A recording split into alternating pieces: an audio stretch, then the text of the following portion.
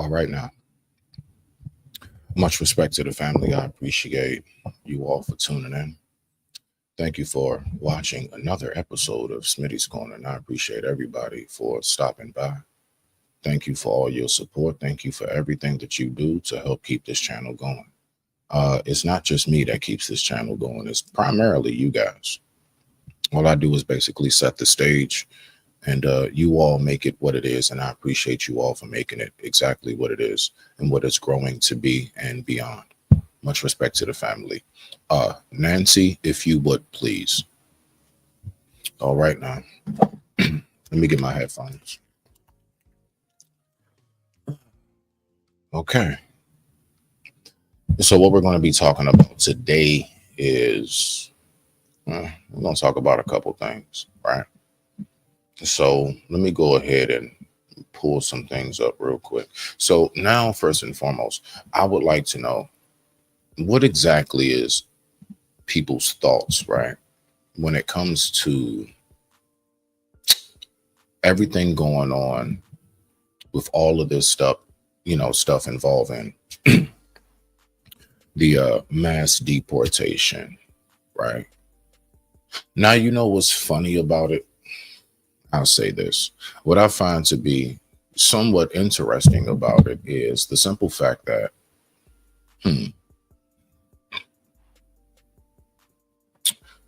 I've always heard, people will say, hey, Black people need to go back to Africa. Excuse me, I'm sorry, my chest.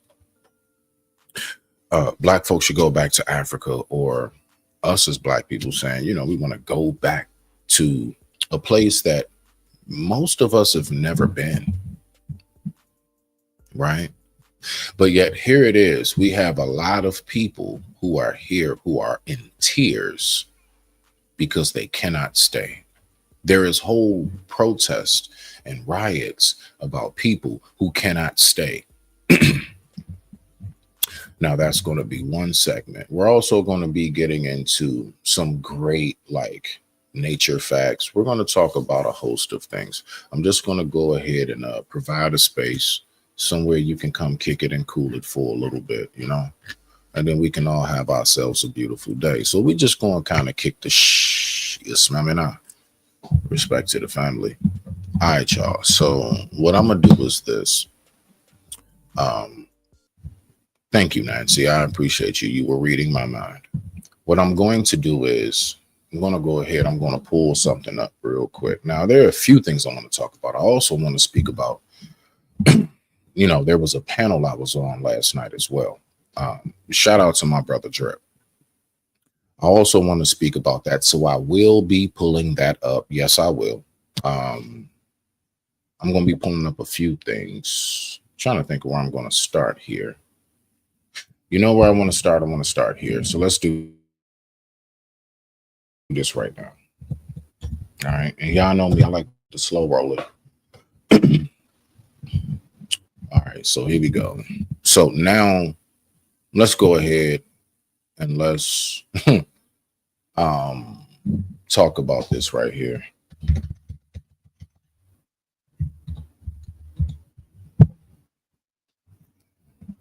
All right, so this is crazy. All right, I just want to make sure I pull up the right footage. That's all that is. So I appreciate y'all bearing with me. Much respect to the family. So here we go. Let's get into it. All right, y'all. So now, mind you, I'm working on trying to be a little more news savvy as well. All right. I want to make sure that I incorporate that aspect of the segment. I definitely am looking for somebody who is more news savvy than I am to be a part of the network and help out with that. So if you know anything, if you have news clips, if you are up to date on things, send it my way so we can go ahead and make the channel better. All right. Again, I'm not the only one that does this and builds it. You all are the one that make it what it is. Let's go ahead and see what we got right here. Let's talk about this briefly. These driverless Waymo taxis are being targeted in the disturbance. God damn it, Jim. And the key word I said is got. I never say G-O-D for those who like to play those games. G-O-T, damn it. I forgot to hit my manners. Fair use, fair use, fair use. This is for educational purposes. Let's rock out. Thank you, YouTube. Is shaking LA. The vehicles were apparently lured into the riot zone by protesters using phone apps. Now, you see that right there? Now, I want us to look. These are people who are fighting for their people who came in the wrong way to stay. Look, I can almost promise you, I don't think it's anybody who is here illegally and they know they don't want to be caught. I don't think they're out there too much. They might be blending in with a crowd, right? But most people, especially when it comes to like Spanish, like they don't play that with the policia. Yeah, policia. They don't play that. No bueno, no buena. Nah, no bueno, no buena. When it comes to policia, no, they tell you in a heartbeat, no me gusta. I don't need any problems. Like real talk, we don't want that around us, right? So I want us to really focus and pay attention. Now, mind you, I'm saying this is somebody who comes from a place where it's a melting pot as well. Out here in Prince George's County, we have a place called Langley Park. That's right, Langley Park, aka, you know what I'm saying, Little Ecuador. That's right, Salvador Jr. Okay, so it's nothing but them out there. Oh yeah, we got all kind of MSs, Serenial, you name it. LK, you know what I'm saying, Latin Kings. I know quite a few of them personally. Some who are still here, most who are not, whether by deportation or them being extracted from their bodies. So I've actually seen a lot of this that goes on, and I understand a little bit more than what most people who just look at this from a social media perspective may know. Now let's go ahead and see what we got. Some knuckleheads even posed for photos in front of the burning Waymos. Protesters vandalized the vehicles. They broke the windshields. They spray painted anti-ICE slogans, and then they slashed the tires. Then they set all of the vehicles on fire. All right, cool. So you want to stay here, but that's what you do? All right, so listen. As a person who, I do have a dog in the fight because a lot of things are being stripped from us who are actual American citizens. I don't care what your demographic is or where you're from, just us as Americans, right? Period. All right, so I recognize that there's, if I'm looking at something like this, and even if I didn't have a dog in the fight, I would be like, I don't want them here. Look, if you actually want to stay somewhere, the last image that you do want to have is we set shit on fire when we don't get our way. Like, I really think we need to think about these things, right? Nancy, if you would be oh so kind, I would appreciate it. Thank you, Nancy. Let's get back to the video. Sending dark black smoke billowing into the air. This is all that remains of 5 of those $300,000 vehicles today. Blackened heaps of melted steel and ash. Rioters also used rental e-scooters as weapons, hurling them from an overpass onto police vehicles. So basically, I'm just like, I don't know if I'm the only one that sees it this way, but what I'm looking at is, look, you're either going to let us come over here and take over shit, or we're going to F up. Now, I'm just saying this from this helicopter view, this drone view. That's what I'm seeing. You know, where I live, we got a lot of bullshit that goes on, but like, I mean, let's just be for real, y'all. We know about things happening in the hood. We don't have people throwing like e-bikes and scooters and whole rocks and stuff off of bridges. Like, let's just be for real. I just want us look, as destructive as we want to say niggas are, black people, whatever you want to say. We don't do this shit. Hello. So I mean, I'm saying, so it's like it's people that's fighting for all of this. Now, I'm just wondering, now the people that's doing this, are these the people who are legally able to be here? You know how many of us feel some kind of way about a relative being here, but they're just locked up and we like free Ray Ray, right? Look at the extent that they will go to. I need us to really pay attention to something. What is it that is supposed to be of protection? What exactly? Because I'm gonna be honest with you, this right here is a shit show. This is like, this ain't cool. It doesn't look productive. It just looks like dirt, filth, and chaos. Like, I want us to think about it. A lot of their streets look like that. Bunch of rocks, old shit, and garbage everywhere. And now that's being brought here. All right, look, I know this is not going to be the most popular live. I'm not concerned about that. What I want to do is I want to take the time to go ahead and at least be a voice of something that I recognize is taking place, right? Do y'all think about, even though that's a police cruiser, wherever this is on the highway, what if that was you and your family? Y'all don't have nothing to do with anything. You might even be in the headspace of, I actually do believe that you all should have rights, illegal or not, the whole nine. And then a whole boulder and a scooter comes through your windshield as you're trying to cross the overpass or the underpass. You see? Because there are people who feel some kind of way, and they're now thinking that everybody here, in a sense, feels against them.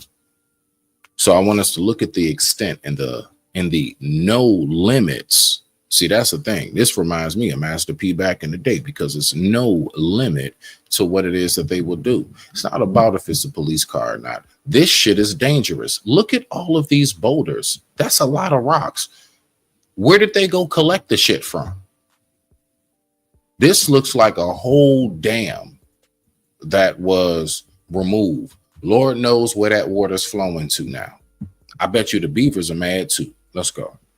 Vehicles. Overnight, there was more fire and fury in LA as cops fought pitched battles with protesters. Fireworks were tossed at police horses to spook them. The riders quickly regained control of the horses, only for them to be attacked again. One protester threw a gasoline bomb. I came front. I came front. Shit. That's pretty smart war tactic. Let's just be for real. Like, we got to recognize how already in a slight way they are advanced at war tactic. They even know how to, like, you know what? Manuel, blind the horses. Blind the horses. Like, this is wild, bro. Fortunately missed and was overpowered by cops. 2,000 National Guardsmen were deployed. And I just want to say, as an animal lover, which we will get into in a little bit, I just want to personally say, I really honestly do. I hope no animals was hurt in the whole everything of this. Believe it or not, I know it's going to sound crazy, right? I actually hope that the animals were not hurt more than actual officers.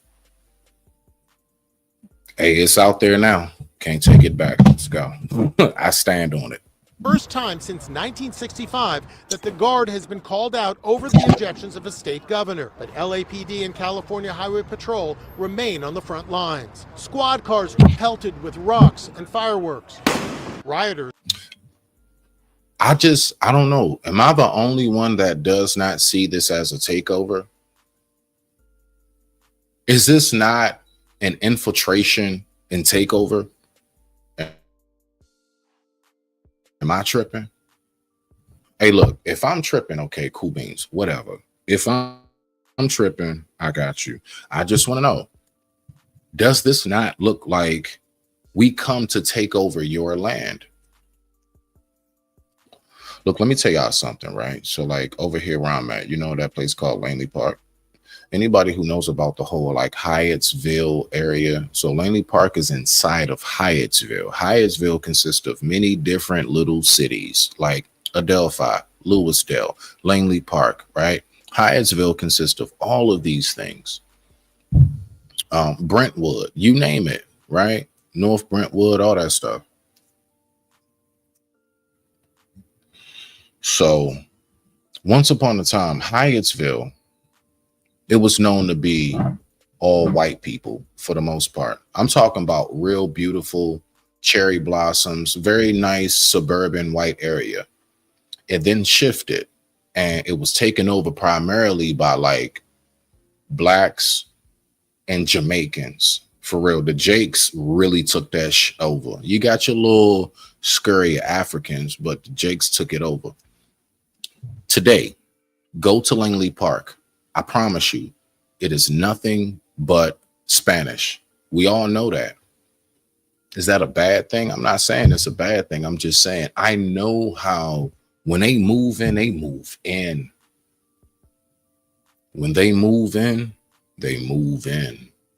And so I peep how all of this can slowly start to grow. It starts off with, oh, we just want to be here. And no, after a while, we should have these stores. After a while, we should only have these. After a while, we deserve a holiday, and so on and so forth and so forth. You know, the thing that makes it so difficult even in trying to gauge all of this is because if this is land that is not being ran by the original indigenous people, I think everybody here is an infiltrator, is someone who is not violating, but making their stamp. So just as much as blacks came here from other parts of the world, just as much as whites came here from other parts of the world, just as much as Spanish, Asian, East Indian, you name it, Arab, you know, America is a melting pot. So if we know that everybody has been fighting over a land that, let's just be for real, it wasn't the white man's to begin with. All right. So even if we go back to the rabbit ears forefathers, that was something that they had to do exactly what looks like the Spanish are doing now, taking over. It's just in a modern day sense, and we have cameras. Back in the day, we used muskets and sticks and, you know, things of that nature. Now we have fireworks, bullets, and mazel tovs and things, right? So we have all of these different factors in which we use, tactics in which we use, and I'm just seeing the same thing, as they will say, time repeats itself all over again. I'm just seeing a new group of people trying to take over a land that has continuously been taken over. Now, that is just Smitty's view. I'm not a history buff, but I will speak on the little bits and pieces that I am aware of. With that being said, I digress. My mic is muted. The time right now is 12:38 p.m. East Coast Standard Time, and I thank you all so much for taking the time to tune in. Respect to you all. Let's rock out. Were dispersed with rubber bullets and tear gas. This protester used a leaf blower to disperse the acrid clouds. This TV reporter from Australia found herself in the... Hold on. I'm sorry. I'm so sorry. God have mercy upon us.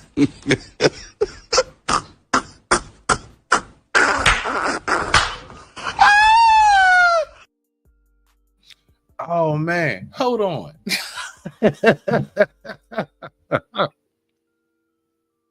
The news got to be being funny, bruh. They got to be doing this off some, like, bruh, they got to be trolling. What did he use? Overnight, there was more fire and fury in LA as cops fought pitched battles with protesters. Fireworks were tossed at police horses to spook them. The riders quickly regained control of the horses, only for them to be attacked again. One protester threw a gasoline bomb, but unfortunately missed and was overpowered by cops. And they're used to doing that back at home. See, they're bringing all their tactics from home here. What you think they won't? What you thought they only brought tacos and pupusa? Would you only think that they bought sombreros and ponchos? No, no. They also brought their tactics. 2,000 National Guardsmen were deployed, the first time since 1965 that the Guard has been called out over the objections of a state governor. But LAPD and California Highway Patrol remain on the front lines. Squad cars were pelted with rocks and fireworks. Rioters were dispersed with rubber bullets and tear gas. This protester used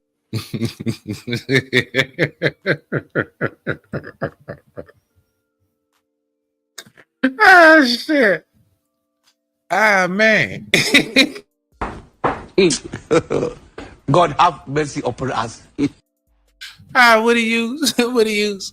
used a leaf blower to disperse the I'm sorry. Why is that so funny? Oh, shoot. Okay, get it together. Get it together. Let's bring it. Oh, gosh. Let's bring it back. acrid clouds. This TV Bro, we got every stereotype in the ah, shit. They even use leaf blowers. It's weapons. That's right, people. The leaf blower from Mexicans is not just for your yard. God. Oh, man. reporter from Australia found herself in the line of fire. The LAPD moving in on horseback, firing rubber bullets at protesters, moving them on through the heart of LA. Now, I want you to peep all of this going on, right? It looks like they don't need no reinforcements from other races. I don't really hear them asking black people to step up with them. I don't hear them asking the Asians to be out there with them. Matter of fact, I don't think any of us is out there but them. Look at how deep they are. I want you to peep this right now. All right. Look at how deep they are already. Look at all of this that they were able to stir up and get going on. I still can't get over my man with the leaf blower. That shit. The news was trolling right there. But let's keep on rocking out. The driver of this van was caught on camera attempting to disperse the crowd by doing dangerous donuts. Hey, he has a gun! He has a gun! He drove off. Ah, boy. All right, look, right? Dumbest damn thing you can do, unless you just said, I got a death wish. Bruh, them folks ain't playing. You want to get your moment? Cool. But at what cost is it going to cost you? Bruh, you got to understand. If you really going to douche, then you got to do it in a much more smarter, organized fashion. Like, I don't know. You know what I would do personally? I would just get like 4 or 5 industrial stink bombs. No bull. Seriously. I really would. I don't know. Has anybody ever been in a mall? You know, back in the day, that was like a little prank. That was like something we did as teenagers here and there, right? We'll drop a pepper spray or a stink bomb. Forget the pepper spray. I'm going with the stink bomb. Yeah. I would just like get a nice aerial view, get some drones, right? And have them that they're high enough and it's set to where on contact of enough pressure, it just boom, right? And all you see is just a big ass smoke of what looks like green fart from a cartoon. That's right. I'm not joking right now. I'm not even trying to be funny. I'm serious. I would just have one like big ass green fart just drop in the middle of everything and disperse their ass. Period. I'm telling you right now, when an odor is bad enough, you can't think straight. I have it mixed with all kinds of like under the titty sweat mixed with like garbage juice and dead carcass. That's right. Oh, and we can't forget the morning bad breath, right? I would have just a huge stink bomb, right? That just smells like one huge planet-sized rotten egg and get their ass up out of there. You ain't got to do all the donuts in the streets. That's all you got to do. Let's go ahead and keep on rocking out. And with that being said, I digress. My mic is muted. The time right now is 12:45 p.m. East Coast Standard Time. Let's keep on rocking out. In reverse, but was finally cornered by cops. You can see the frustration and anger directed toward those ICE raids. The federal Look at the wall. That looks like when you're over there where they live. So you want to stay here. You want citizenship. And my whole thing is, for what purpose? Now, if you're here and you're making things better, you're a contributing factor. I don't have shit to say to that. I don't have anything to say to that. But if you're just here because, like, you on that type of time, yeah, I really can't get with that too much. Let me go ahead and turn this down some. There we go. Wow. There we go. All right. So let's go ahead and keep on listening. And with that being said, I digress. My mic is muted. Let's rock out. Federal Immigration Building in downtown Los Angeles is literally covered in graffiti. Much of it we can't even show you because of the profanity. Scattered incidents of looting hit downtown LA. Hold on. Hold on. Here we go with the stereotypes again. Here we go with the stereotypes again. Is that a case of Red Bull?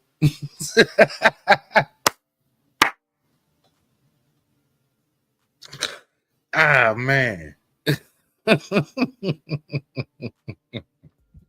These niggas still in cases of Gatorade and Red Bull.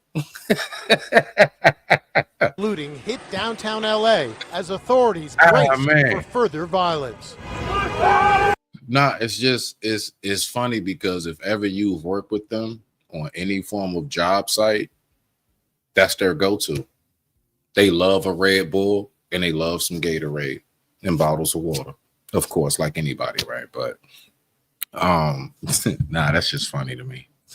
I'm sorry, you got to find some humor in this bullshit because we all know it's garbage. We all know this is a whole shit show going on, and I don't know why. You know, if our government is so protective, why is this even being allowed to happen? How did people not see this coming? As a matter of fact, I would ask you, did you see this coming? Just something for you to think about if you did or didn't. Let's keep on going. All right. So yeah, when it comes to this whole mass deportation, the whole time, I think we really need to just keep in mind that, yeah, honestly, there is always going to be, what is this going on over here? What's happening right now? Okay, good. Beautiful. I'm glad that's all that is. So when it comes to how we see freedom, how we see liberation, right? Everything, freedom, liberation, all of these things come with a cost. You know what the cost of having good health is? A dietal sacrifice, you know. There's so many different factors that come into what it is that we want to obtain. We want to obtain it, but we got to recognize how sensitive all of these things are, right? Okay, cool beans. So let's go ahead and get to it. Let's tap into our next. Okay, I don't know what just happened. There we go. Okay, y'all. Now I lost signal for a second. So, oh boy. Which one I want to hit next? I think I'm going to go to this. Yeah. Now I'm just looking, making sure y'all don't mind me. Don't mind me. Don't mind me. All right. Let me see something here.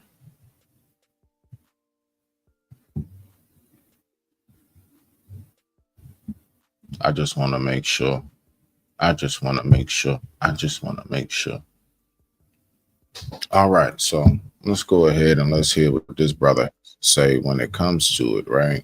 The whole deportation activation. All right. So as always, we gotta pay our tributes, man. Make sure that y'all go over there and subscribe to Ruin Leon. Okay, subscribe to Ruin Leon.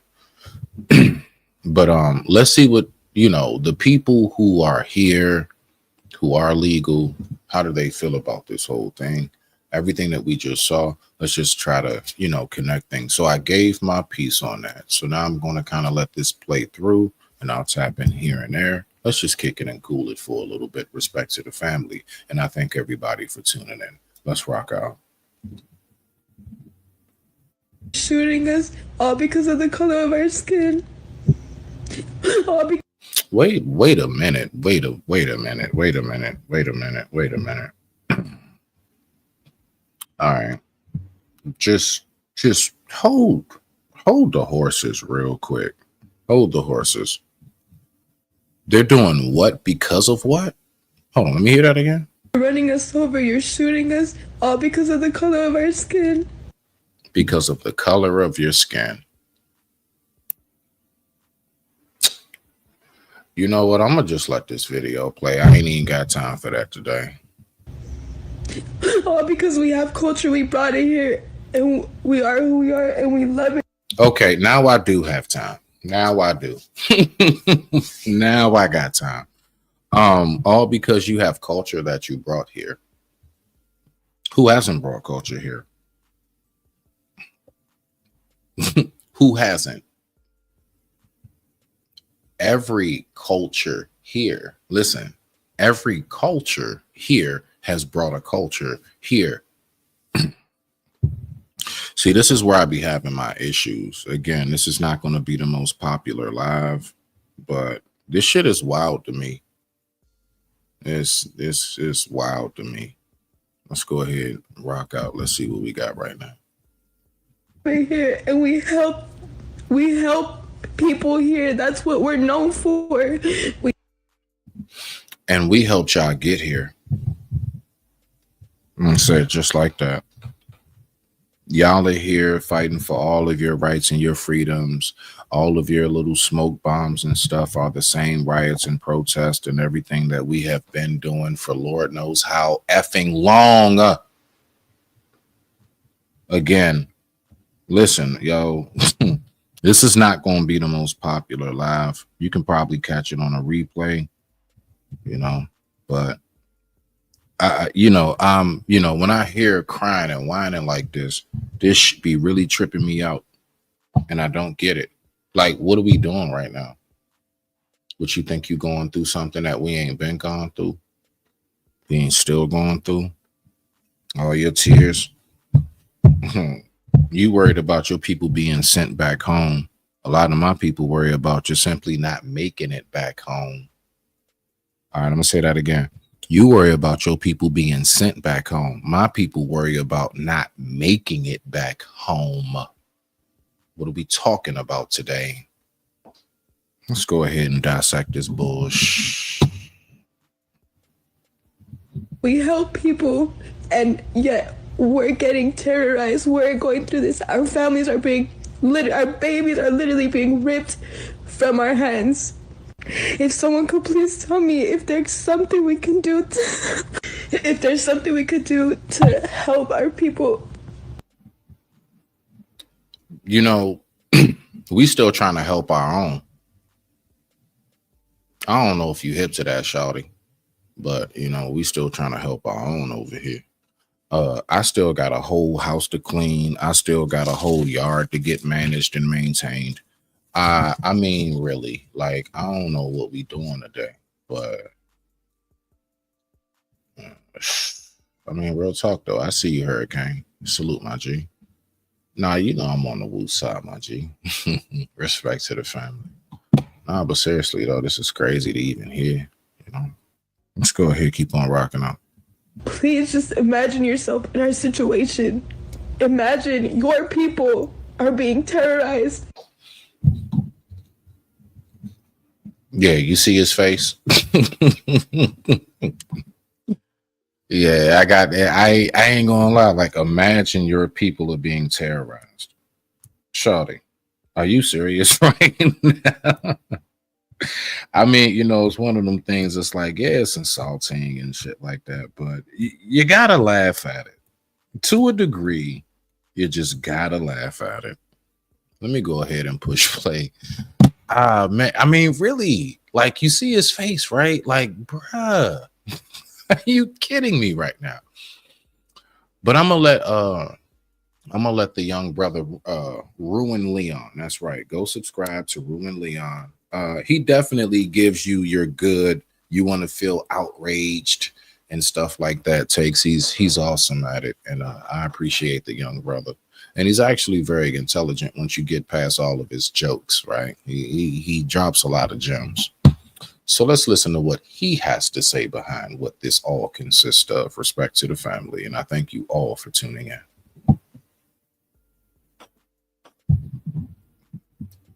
I'm sorry. Let's just stop it at the face one more time. Shoot, man. Let's listen.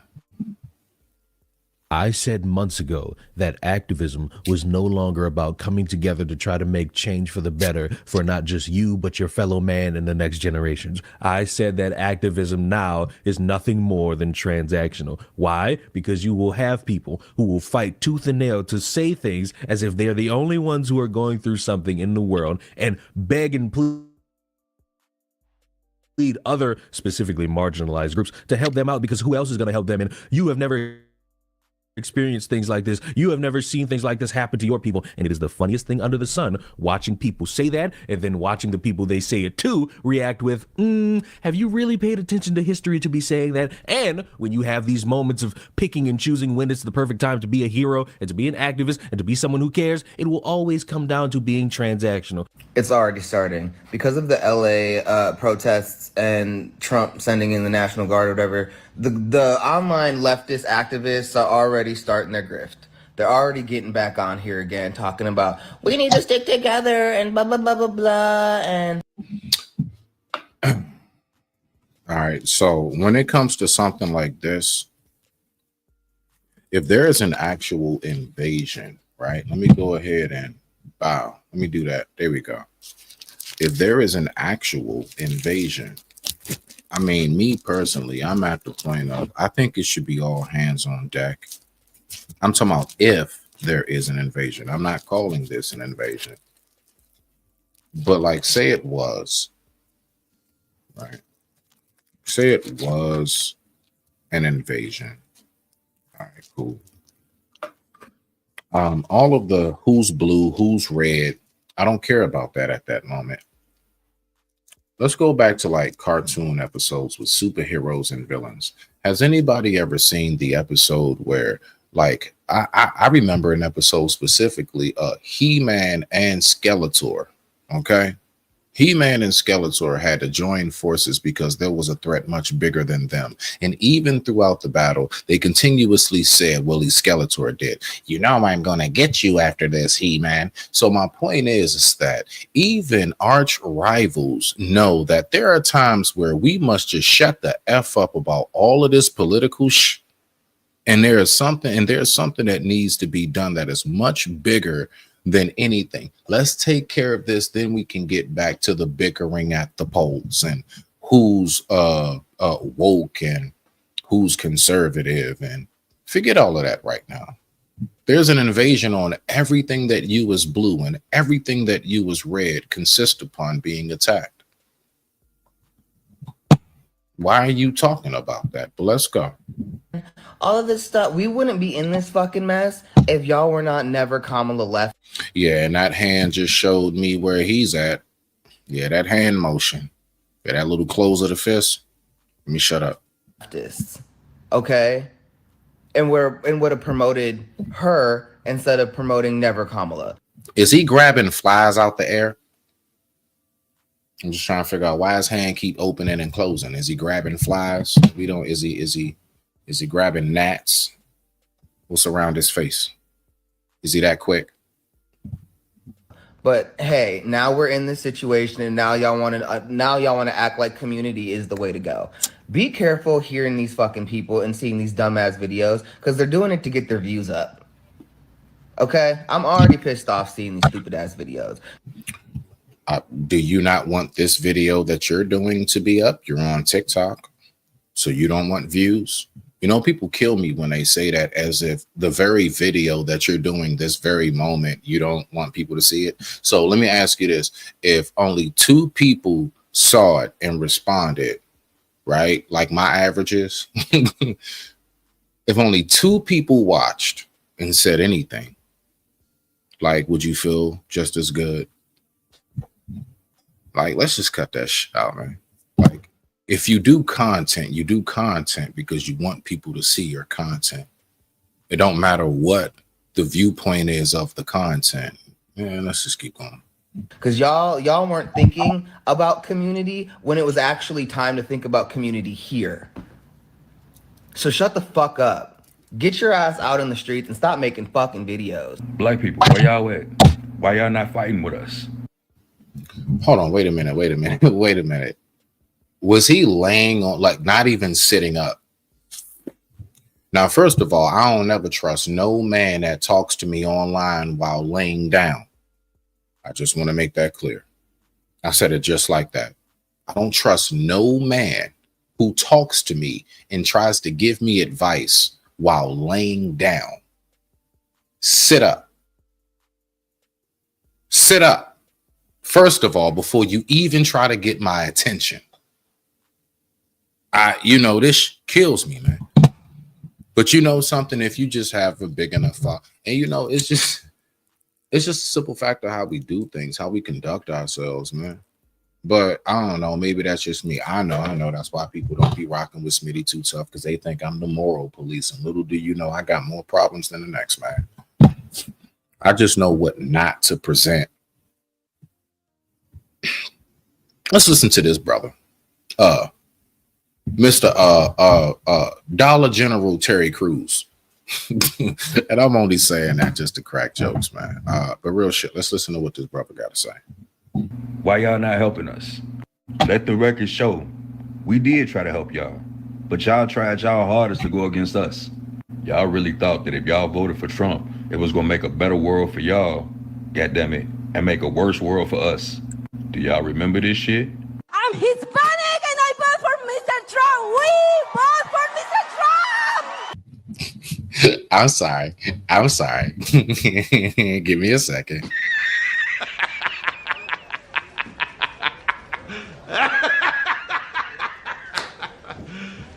You serious? Timepiece Frosty, that's why you only get one chance to cross me. Yes, Mr. Trump, we love you. Okay. Where's the love now? I'm sorry. Am I the only one that's asking this question? Is the thrill gone?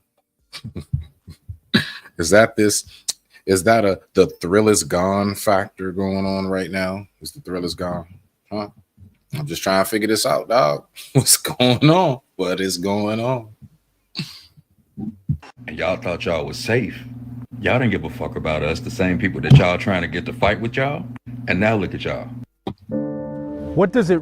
Now, I just want to know from Mr. Dollar General Terry Crews. I want to know, where's the lie? It is what it is.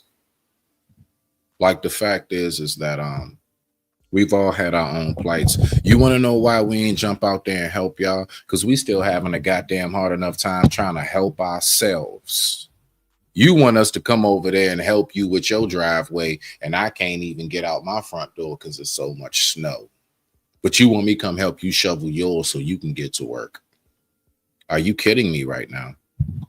See, this is the irony of things, and this is the absolute just raw audacity of people, right? The unmitigated gall of people. I swear on life, dog. But anyway, let's just keep on listening. What you say, Brody? No more money for you. Remember that, Mexican. Set it to that black one. Oh, wow. Hold on. Wait, no more money for you. Oh, nah. See, I don't watch news like that. I'm trying to get hip. Oh, for real? I like that. You know what? Just for now, wow.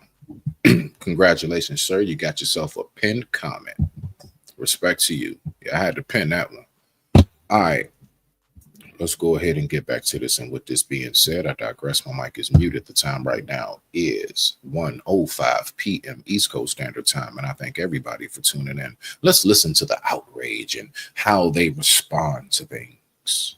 They used us. Y'all literally put yourself in this situation. You actually took your ass outside, walked to a poll, and voted for the shit that you in right now. And now that y'all figured out that y'all making the wrong choice, y'all trying to include black people in y'all shit. Why y'all wasn't riding with us when these numbers came out, though?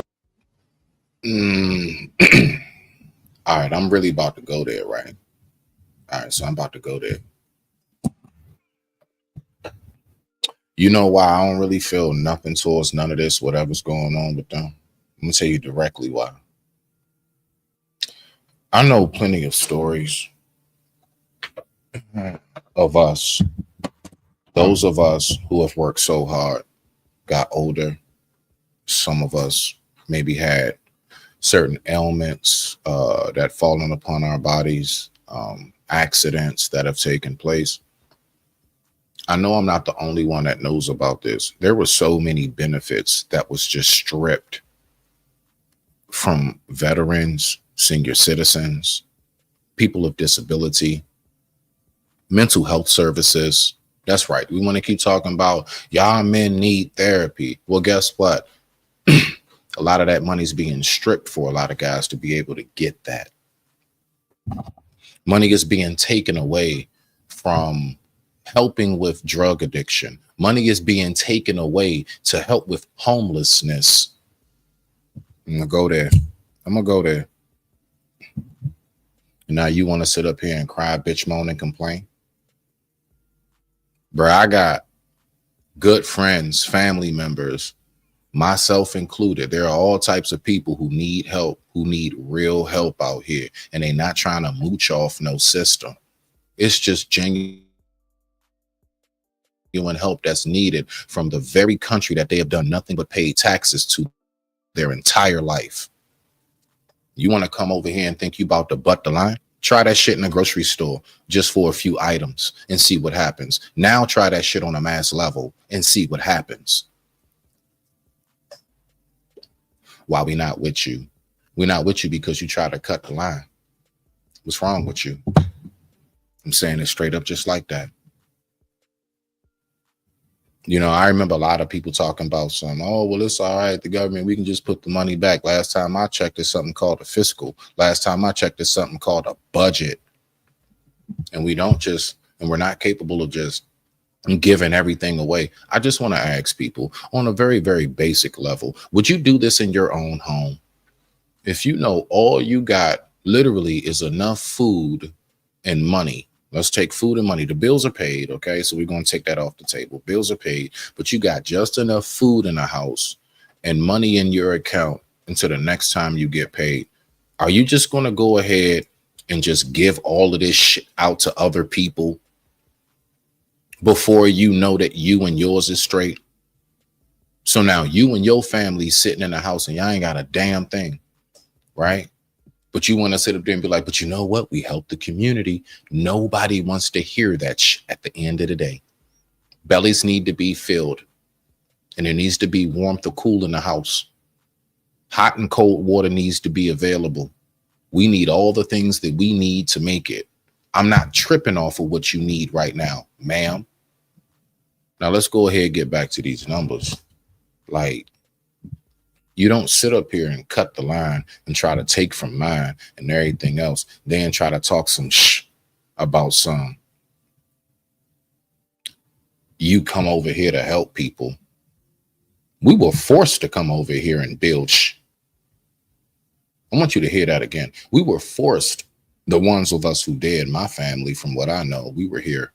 We're indigenous. That's where them high cheekbones come from. But I'm just saying, the ones who were brought here, they were forced here. They were stripped of everything. Myself, to a large degree, I've been stripped of so much because the very land that my people once roamed and owned was pillaged and taken over. Right? So, I mean, so it happens on all levels. Let's get back to it. But like, I don't want to hear about your bitching and crying. I'm just saying it straight like that. Mine need to eat first. Oh, huh? Why y'all wasn't riding with us when these numbers came out? Y'all sure thought that Mr. Trump was gonna do y'all good, didn't y'all? Y'all thought that the man that started building a fucking wall to keep y'all out of here was actually here for you. Like the motherfucker literally started building a wall to keep you out of here. And y'all fucking sitting there acting like y'all didn't see this shit coming. Like, nah, no. Look at what's going on. The mass deportations, ICE raids going all over California, the protests, and what are people focusing on? How come there aren't any black people out there championing for us to be free and not have to deal with things? And you got the black people looking at the history of a bunch of Latinos and saying, your transaction has been declined. They're looking at moments right now and saying, your transaction has been declined. They're bringing up how there are Latinos who voted for Trump and saying that this is what we voted for, as they're getting detained by ICE, and they're saying, wait a minute, I voted for Trump, Latinos for Trump, and they're saying, your transaction has been declined. And it's this funny little game of chicken where the next time somebody needs help, well, did you help me at this point? The next time somebody else needs help, hey, did you help me at this point? The next time you need help, hey, I don't remember you being there in 2020. It has completely become watered down to the point where if you don't have a squeaky clean track record, you're not getting help from a bunch of people who are sitting at home not really paying attention, but they're doing a lot of live online debates thinking that they're changing the world. I am not going to go outside and put my body and my safety on the line. That being said, I'm not saying people should not go out and protest. If it's in your spirit to go out there and help in that way, definitely do that. But I am not going to do that for someone who would not piss on me if I was on fire, if the roles were reversed. 92% have always said that they were not going to do anything about anything after the election, and that's fine. I don't respect the idea, but I respect that it's yours. It's your right, and I'm not going to argue with you, and I have no intent on changing your mind. And considering the conversation was so popular months after the election and it had ended for a while, I thought we all understood that we heard you guys. Let me pay attention to the message, because this voice is really, really confusing my senses right now. Really confusing my senses. You guys said you weren't going to do anything, and it is what it is. And while there's a lot of valid critiques and valid understanding for this idea itself, I'm not going to indulge into that. What I am going to say is I actually really did not like that video. Not necessarily because of the content of the video, because while she did start the video by saying that she's not going to do anything, she did also mention that she's not going to do anything like protesting. She's going to find other means to help, but she never clarified on how. It's not my business either. My biggest issue with the video, in fact, is that it was posted less than 15 hours ago. And what have we been talking about the past 24 hours ago? The Los Angeles ICE protests. The protests against ICE in defense of migrants and immigrants alike, not just Mexican, because ICE is not just taking Mexican people. It just so happened to be that LA is crowded with Mexican people, and in that state, they're going after them.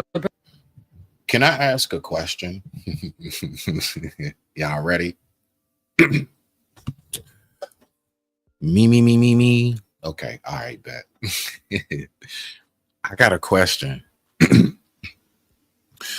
If it's known through a fact that black people, or there are black people who were brought here through slavery, how come we ain't never been deported? I ain't never heard a nigga say, yeah, man, they getting ready to send me back to Nigeria.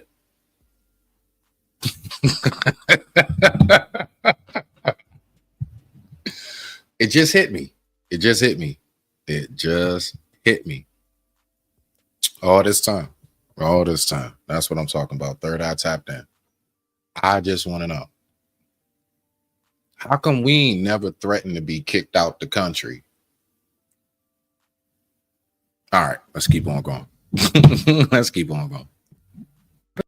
48 hours, you've been seeing remarkable unity and strength from groups of people who have come to put themselves in harm's way to protect people who need our protection. For the past 24 hours, you've been seeing people actually play the role of security, unlike the cops that are supposed to protect us and actually protect innocent people from being taken away. So my biggest issue with the video is the intent. What was the goal behind posting this video? Because we have generations here. Okay. Now, let me ask you this question. Watch this. You ready for the $1 million question, Native? How many of us can go as far back as 3 generations of knowing anything? So we can say that we have it. I know we do. I know that's true, beloved. But how many of us actually know our own father, our own granddad and mom? How many of us grew up and grandma and granddad wasn't here when they came along? How many of us actually look at it as a privilege? Like me personally, the only one I was able to meet was my great grandmother on my mother's side. I was able to meet Annie. All right. So I was able to meet my grandma's mother. That was the only one. It's many more before her, right? Most of us can go back 3 generations. You think so? You think so? All right, so most of us can go back 3 generations, and then you turn right around in the next breath and say, I never met a... Okay, all right. I'm just going to go ahead and put that back down in the chat and push play. In the middle of us cheering up all of this that's been happening in the past 24 hours. Because one of the reasons she posted it, and it has to be the only... Oh, you never met a great... Okay, yeah. I met one, my mother's grandmother. That's the only one that was still around. And she was around, I think, until about... Shoot, man. I think I was about 10 or 12 years old when she passed away. Yeah, it wasn't like I was just a baby. Like, we remember Annie for like quite a few Thanksgivings. I remember taking the plate in there to her on holidays and stuff. Go take Annie a plate.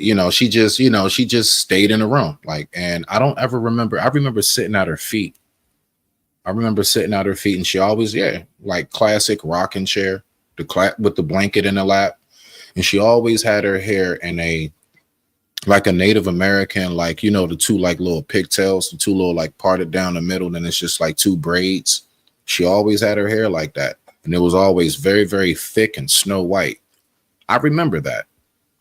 I think she passed away. I think like she was 1 something, I think, if I'm not mistaken. Like 106, something like that.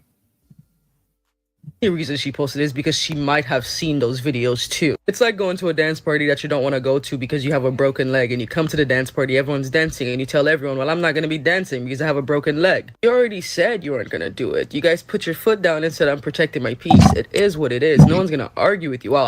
Can I just say that I've been to many house parties and I was not the life of the party? That's right. I was that cool ass wallflower that like all the ladies are drawn to at some point of the night. I'm not going to argue with you about that anymore. I don't care. But at the same time, there's no need for you to deter people from watching what's actually relevant. Protect your peace and space by yourself, but allow other people to enjoy what's being watched. And while this isn't in any way, shape, or form to dismiss what Black people have faced, like anti-Blackness and racism in the hands of other communities, including minorities, but in an interesting way, it's like you centered yourself in this predicament, even though you want nothing to do with it, as if people were waiting outside your house with microphones asking you, hey, what are you gonna do? And you delivered the shocking news that, again, you're not gonna do nothing, except for maybe support a local Mexican restaurant like somebody mentioned in your comments, which, again, this is your TikTok. I can't really tell you to delete the video. But it's weird because in the past 24 hours, there's been a sight of community, a sense of companionship between people that have been arguing for the past months about this, that, and the third. For the past 24 hours, we saw a sight of community and companionship with a group of people, a cluster of people that's been arguing since after the elections about this, that, and the third. A community driven on protected people who had nothing to do with the elections, people who actually need to be protected. And while I can understand the valid goals that you and anybody else may have with putting yourself at the front lines as a Black person, it's far more important for us to see this kind of companionship, community, and allyship happening, so then we can begin to actually work on the internal issues that we have with working with each other rather than promoting this kind of divisive content once more. And if that's not your cup of tea, then it is what it is. Then taking away moments from the honorable things that we're seeing right now to remind people once again kind of about you, that you're not willing to do anything, that these people have harmed you, and everything else you want to put in between these lines.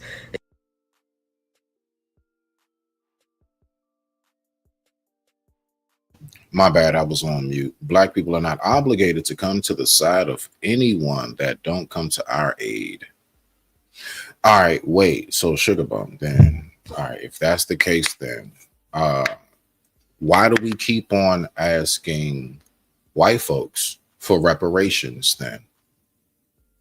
Do we really feel like white people come to our aid? Do we really feel like other cultures come to our aid? Just a question. Let's keep on going. What she say? She sound like a dumbass. Hey, you know what I'm saying? Talk your shit. Talk your shit, beloved. You know you can do that here. It's so harmful and it's so unnecessary. We already know. I feel. Ooh. Touche. I got you for that one. Okay. You know what, Sugar Bomb? Wait, you think I didn't think of that? Of course I thought of that.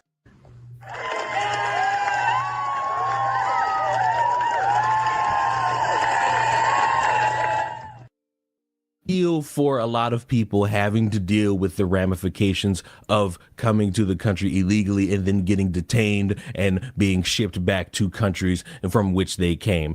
I do have a heart. I'm just trying to figure this out. If they say that niggas, and I said it just like that, if they say that black folks, that we are such a problem, how come I'm not talking about your Haitians or, African. No. I'm talking about how come niggas, and that's why I said it like that, because that's us, right? How come niggas ain't never been deported?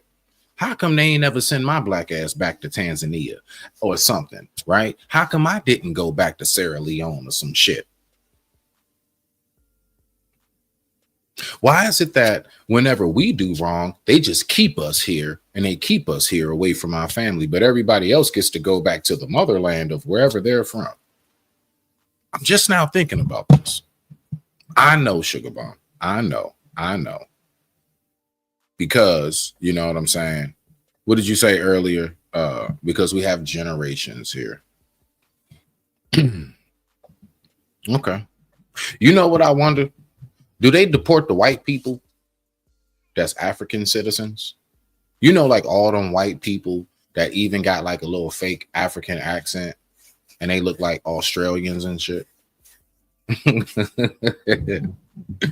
I'm just saying, the either double standard or the irony of it all kills me. Let's keep on going. Have sympathy. I do have empathy, but what I'm gonna need people to not do is guilt trip people into caring, because that switch is gonna click in their brain to make them say, fuck you, what about me? And I'm gonna need that to not occur as much as I know it already has, so that we could at some point come to an understanding where we join hands and participate in the worldwide circle jerk. Because yes, even though I haven't brought that up in years, it is still at the forefront of my mind. And in all serious notes, I would rather be in a world where people actually understand each other's plights and try to come up with a solution instead of trying to guilt trip people, because the more you try to guilt trip them, the more they're going to come back and guilt trip you, and nothing's going to get done, and everyone's going to be mad at each other, and we're going to be more divided than we already are. And I think that's not what people really want. So I'm going to hope people try to dress up their pleas for help a little bit better in the future, because trying to guilt trip people based on race. Sugar Bomb. What you mean that'll be illegal? I'm talking about the runaway slaves, damn it. Okay? Let's go back to when we was first brought here and niggas messed up. Okay?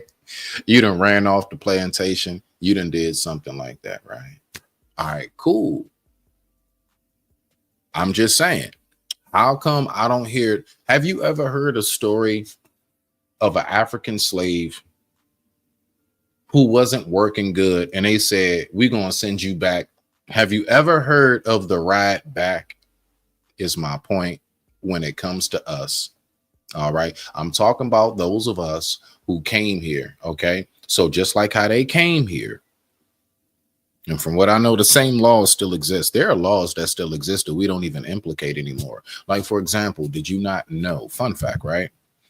In some states, it is illegal to put a pie in the window. That's still a law because of animals and stuff. So basically, if a bear climbs through your house and then mauls everybody, you can't call us for insurance or to pay for the funeral. You know, that's a real thing. You see, so we have so many laws that are like still on the books, right? From Constitution all the way down to what is every day as we walk through the streets. So I'm just saying, why wasn't these Africans who bucked and everything else sent back? Let's keep on going. And historical moments in time will get a bunch of people to say, fuck you, go enjoy being back in Mexico. You know, it kills me to hear Mexicans saying, you're happy about them doing that to your people? Well, 5 months ago, I wasn't your fucking people. I was a...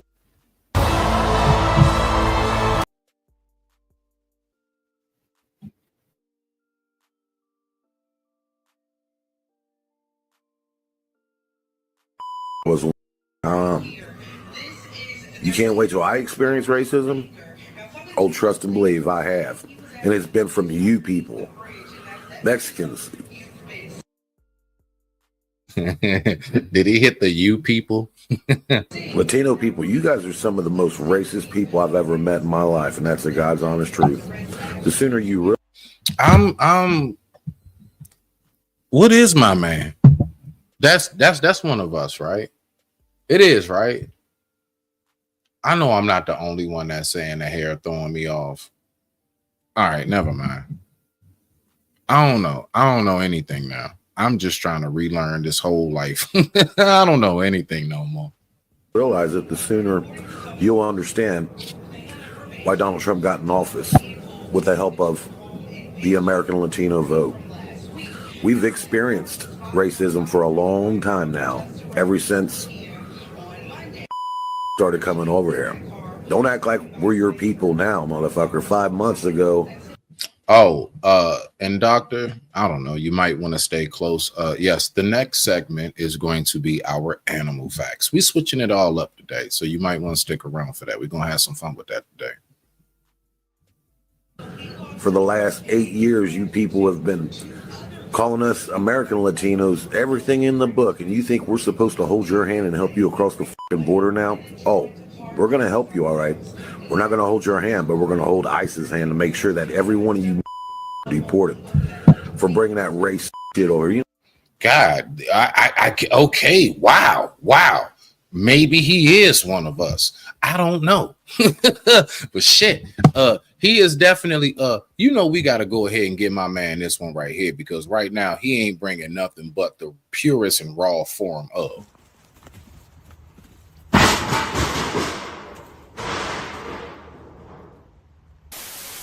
Black Air Force energy. You know, if you kept racism out of the conversation, what would you argue about then? Huh? God bless America. God bless ICE. Hold on. Let me pull this down. Shoot. Let me pull this down.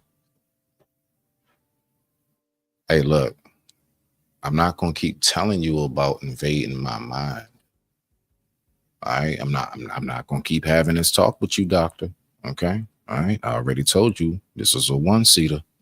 All right. Now I know we done turned this into a coupe. Listen, let's just look, right? Look.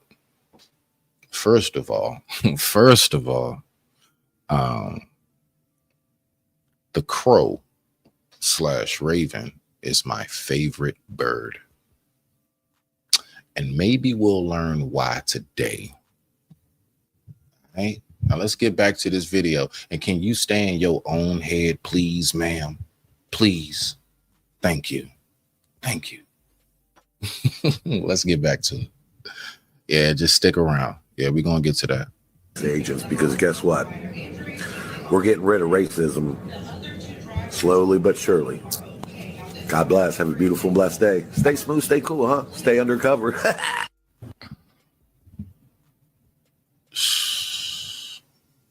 Smitty is always nearby. I've been seeing a whole lot of Hispanics finally coming up and speaking out about what's right, what's wrong. And here's the difference. The ones that cuss you out, call you weddles, call you... Okay, all right. We got better lighting now. What is this guy? I'm sorry. Is this... It's like Young Jock's dad. You remember when Young Jock got the hairstyle when he had the Tom Cruise? You remember Young Jock got the Tom Cruise? All right, okay. Man, I'm so confused because do not get it twisted. Wide nose does not mean black. Asians have a wide, flat nose. Don't get it twisted. Okay? I'm so confused right now. And I'm seeing an American and Mexican flag. What is happening right now? Coconuts. It ain't them that's speaking out. It's the ones that come here legally, paid for their citizenship, went by the rules, went by the books, that are speaking out. Why, you ask? I should tell you something. It's not the ones who did it the right way that are complaining. They're complaining, but it's about the ones who didn't do it right. Keep up the great work, huh? Now, normally this would be the part where I'm essentially done with what I have to say and I'll tell you to subscribe. I ain't even gonna lie. I'm done already. I'm just waiting for this to finish out. Y'all see, we ain't got but what, 2 more minutes. So let's just ride it out. Let's just ride the video out because I'm already been done. I've been checked out, but let's hear what Leon has to say. And make sure you guys go subscribe to Ruin Leon. Show the young brother some support. He's been around. He's doing the damn thing. And I do respect his headspace. Let's rock out. I've been be on your merry way. Mwah, all those good things. But knowing that it's June 9th as I'm recording this, and because I live in the South, I would like to let everyone know, because apparently there are some people out there who don't know this, it's hurricane season where we, as people in the South, have to worry about maybe a potential light drizzle. I didn't know that. Shout out to anybody who is in the South. If you're somebody who actually knows about this, definitely my prayers as well as safety guards put up in all angel forms for you. Respect to you. Maybe some heavy rain, maybe something to the effect of Hurricane Helene, or on the rarest of occasions, maybe some people have to deal with Hurricane Katrina. And I would just like to make this public statement now because I feel like something is going to occur maybe in July, maybe in August, in terms of stupid people who think they know everything. If you're going to be someone who sees livelihoods changed for the worse, homes devastated, businesses no longer in business, all due to hurricanes that are verifiably going to come in, whether they come in big or small at category 1 or category 5, and you get on social media to say something to the effect of, this is what happens when you people side with mass deportations, I just want you to know early, fuck you. It's not the time to look at people's tragedies and say, this is what happens when you don't do what I want you to do. Curb that enthusiasm. That's why you only get one chance to cross me. Because you're too stupid to understand something that goes on every single year affects people's lives, and you just want to have a think piece for the fuck of it. Now, I will say subscribe to the channel. I will see you all in the next. All right. Respect to the family. You know, I definitely have amassed an abundance of peace, recognizing that when I step out of my door, I am not to try to carpet the world. I am simply only to just wear shoes. I don't go around trying to lay carpet everywhere I step so it's cushy and comfortable. What if it starts raining and it gets water soaked? Now what? Mold's growing. Anyway, listen, let's go ahead and get to this, all right? So, a question that was proposed a little bit earlier, right? As somebody likes to just get all into people's heads and stuff. Okay, so I'm going to show a quick demonstration as to why the crow and the raven are my two favorite birds. Now we're into the nature section of today. All right, y'all. Let's go ahead and get to it. Let me type this in real quick, okay? Here we go. Now, first and foremost, we have to, hold on. All right. First and foremost, what we need to know is this. Now, before I pull up anything, I love this video. I love this video so much because it is just absolutely out of this world. All right, so y'all ready? Let's get our thinking caps on. You know how we used to do in elementary school. Tie that little imaginary bow underneath your chin. That's right. Now, first and foremost, when it comes to crows and ravens, unfortunately, like anything black, right? They're not called a flock. Any other bird is a flock, unless it's geese. Geese come in ganders, right? I will never forget the day that my daughter, we were walking. She was 4 or 5 years old, stumbling with her little cute self, right? And she said, "Look, Dad, it's a goose." And then I said, "Oh, yeah, wow, she's so smart." Then we get to the end of the trail, and then it opens up, and it's a huge lake. It's beautiful. It's just a huge lake with a number of trees around it. And we saw the group of them, and she said, "Look, Dad, it's a gander of geese." I almost shed a tear that day. I almost shed a tear. Okay, now. So the crows are the only group that is called either a killer or a murder of. You call them a murder of crows. You call them a killer of crows. Same with the ravens. How do you know the difference between the two? Because a raven is the hawk size version of a crow. So whatever you see a crow to be, ravens are much bigger. And ravens also generally sometimes even come in a black to gray white shade. Crows are generally all black. You don't see no crows that have a two-tone tan to them. Ravens do. Okay, so let's get into this. I'm glad you have your notepad because you're going to need it for this one. Now, this is interesting.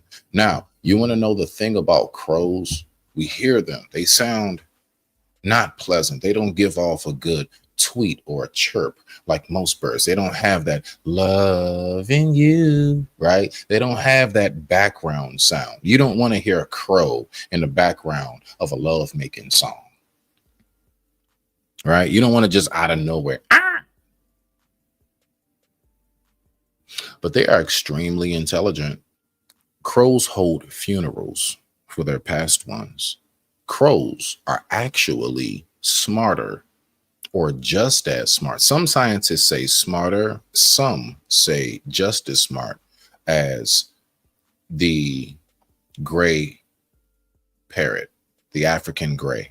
So the African gray, that's the one that's known for intelligence.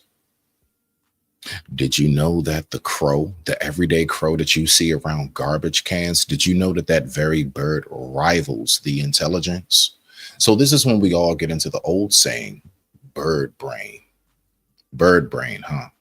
Okay. Let's see how true that really stands. All right, let's get it. Oh, you gonna be on that? Oh, you gonna be on a whole frequency pattern after this. Let's look at this video. All right, can I stay in here? Absolutely, you can sit and watch. Right. And we'll see what happens. Come on then, send in your mastermind because it's going to need that. Alex studies wild birds, which he releases after 3 months of research. This one is nicknamed 007, and it's about to attempt what Alex... I just wanted to say that I love the name. I love the name. Alex believes is one of the most complex tests of the animal mind ever constructed. The bird is familiar with the individual objects, but this is the first time he's seen them arranged like this. 8 separate stages that must be completed in a specific order if the puzzle is to be solved. And if the bird succeeds, it'll be a world first. He takes time to have a look and then starts with the short stick.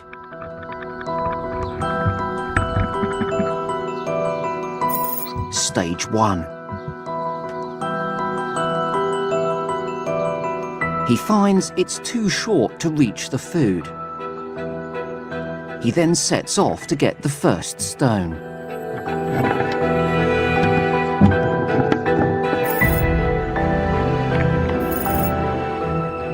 But he drops it.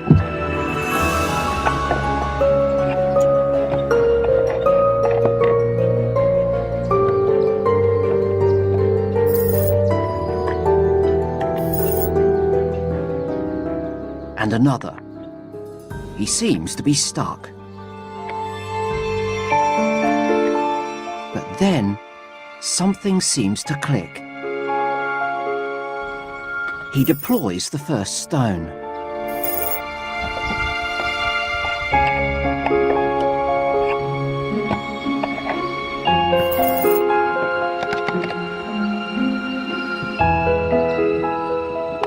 And then another.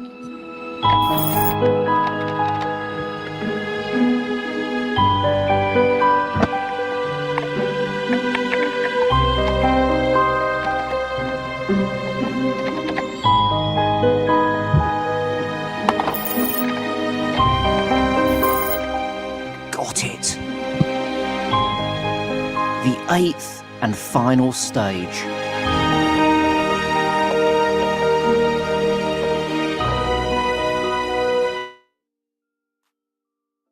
Success. 8 individual stages of one complex puzzle completed. That was...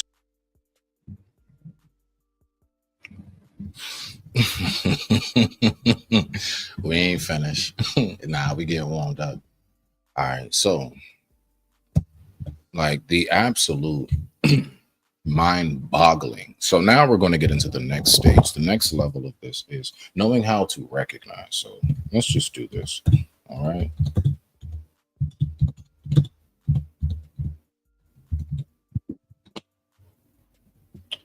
Hold on 1 second. 1 second. Here we go. All right, boom. So now let's go ahead and let's get a little bit more educated on this, okay? All right, so let me see something here. I just want to find something that's not too lengthy. All right. All right, so let's go ahead. You know what? I like this one right here. I like this one. So first and foremost, let me see. All right, so watch this. So here we go. Now we're going to learn the difference between the two, okay? How you know the difference between Nevermore, right? Remember Shakespeare, right? Okay, Nevermore, that's a raven, not a crow. Although they are of the same derivative family, but they are not the same bird. Let's get it. Crows and ravens are often confused by... You see that right there? You see the significant different size off rip. And you also see how the crow is all black. The raven will come in different shades. They'll have some like metallic. They're known for having like black, metallic, so on and so forth. And they're much bigger. A crow is smaller than a raven. by people as the same bird, but there is a big difference between them. Firstly, ravens are much larger than crows. Another difference is their beak, with the ravens being chunky, gray-black, and menacing looking, whereas crow beaks are modest. If you want a full breakdown of their differences, check out this video from Raven Diaries. Link will be in the description below. Before I begin, I want to let you know that this video is mostly about crows, but there will be some. Number 10. A group of crows is called a murder of crows. More than one explanation exists for the origin of this term, which... It's because they black. I don't want to hear nothing else, okay? They just see a flock of niggas in the air. So they said it, look at all this death coming, okay? Now, of course, they're called a murder of crows. All jokes aside, people, is because now, for example, here in the state of Maryland, it is illegal to own a crow, and it is illegal. Yeah, I can't have one as a pet. I swear I want one. Let me get the bread. I chew not. I would have at least about 3 of them. No bull. I have 1 male, 2 females. Anyway, they're called a murder of crows, just like how the black cat on the Western Hemisphere has been given such a bad name, where here it is, most other places, Eastern Hemisphere, it is absolutely considered to be of good fortune, great health, right? I want us to think about this. If you frame someone, watch this, y'all. If I frame you, doctor, I want to ask you, what is the other way to say you framed me? It's the other way to say that as I keep on going. So then we come over to the next part, right? Angel's food is a white cake, all right? Devil's food is the chocolate one. Why is it devil? But everybody loves the devil. Anyway, listen, then we get over to the black jelly bean. That's right. It's always the last one left in the bowl. That's right. You ever go to grandma's house? But you know what I noticed? At the end of it all, it's always the black and white one that's left. You know, most. It's funny. So let's keep on rocking out. Now, let's see what we have on this right here. All right, let's get it. Comes from superstitions and folk tales. But murder of crows mostly reflects a time when groupings of many animals had colorful and poetic names. A group of ravens is called a conspiracy or unkindness, again going back to the superstitions surrounding them. And no, it's because you see them actually, and the answer to what I asked earlier is this. You cannot own one, and it's illegal to actually shoot them. You cannot kill a crow, at least in Maryland. I don't know about other states. You can't kill a crow. The reason being is because they actually are pestilent, just like vultures, just like in the water bottom feeders like crabs, lobsters, shrimp, the whole nine, catfish. These animals, they get rid of what dies. So, you know, when you see on the side of the road, dead squirrel, all of that, they get rid of that for us. If they didn't do that, and if you got rid of the crows, if you were killing the crows, right? Like a killer of crows, right? So if you start killing the crows, pestilence would rise, period. Like actual airborne disease will run amok. They keep this in check. They actually are our airborne filter feeders. They are literally like our air ducts. They are our ventilation system to make sure that air stays pure and fresh, because they eat what would make the air not breathable. I mean, really, everything in nature has its coordinations. Let's rock out. And poetic naming.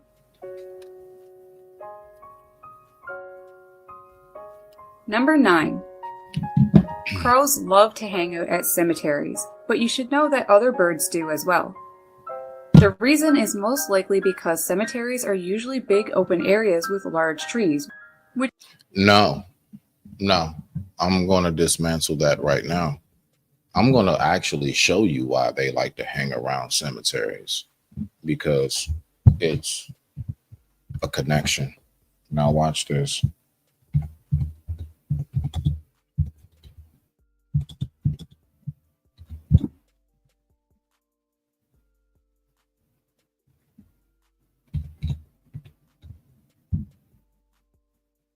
All right, so hold on. I'm going to show you. We're going to go right back to it.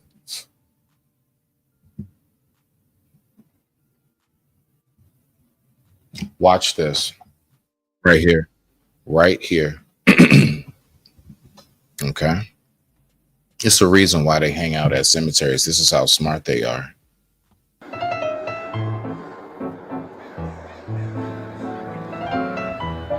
They know your body type, how you walk. They'll take their young down and say, hey, this guy, you want to get to know this guy? He's got the food, so. Come on, guys.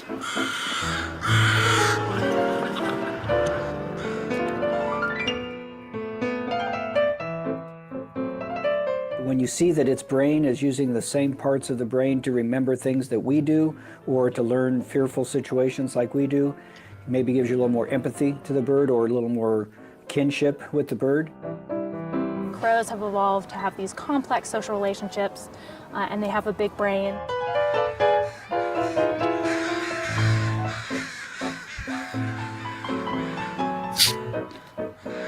They are gathering around what they believe to be a fallen one. Crows hold actual ceremonies for their fallen.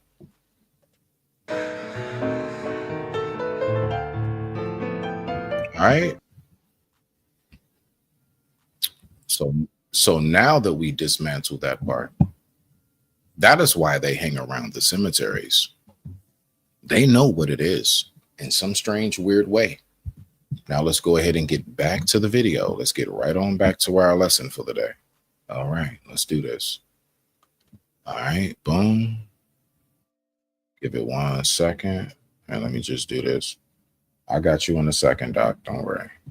Give me 1 second. Let me just make sure I'm trying to multitask as a man, right? All right, what we got right here? We just need to move down the street from two. We just moved down the street from 2 cemeteries. Wow. We found out my great granddad is in one. Wow. Okay. And I got some aunts in the other one. All right. Talk about I belong. Where I just relocated to. Let that one sit. Let that one sit. Let's repent. Bow. And with that being said, I digress. My mic is muted. Let's get on back to this video. Let's see what we got right here. Which is perfect since they form large communal roosts in like open areas. Also, the grass is kept short, which makes it easy for them to find insects to eat. Number 8. Crows and ravens will and have ate human flesh. It's been suggested that in Eurasia and North America, ravens probably consume more human flesh than any other animal. And it's not a bad thing. Again, if they didn't, do you not know how many diseases airborne gets out if they did not do that? I don't think this is something that they did like that was in a buried coffin. They may be talking about like on some back in the woods type stuff, you know, those type moments, right? That underworld stuff. But the thing is this, they are a protected bird for a reason. So as much as we look at them as, oh my gosh, they sound, you know, they now, you know, they don't have a whole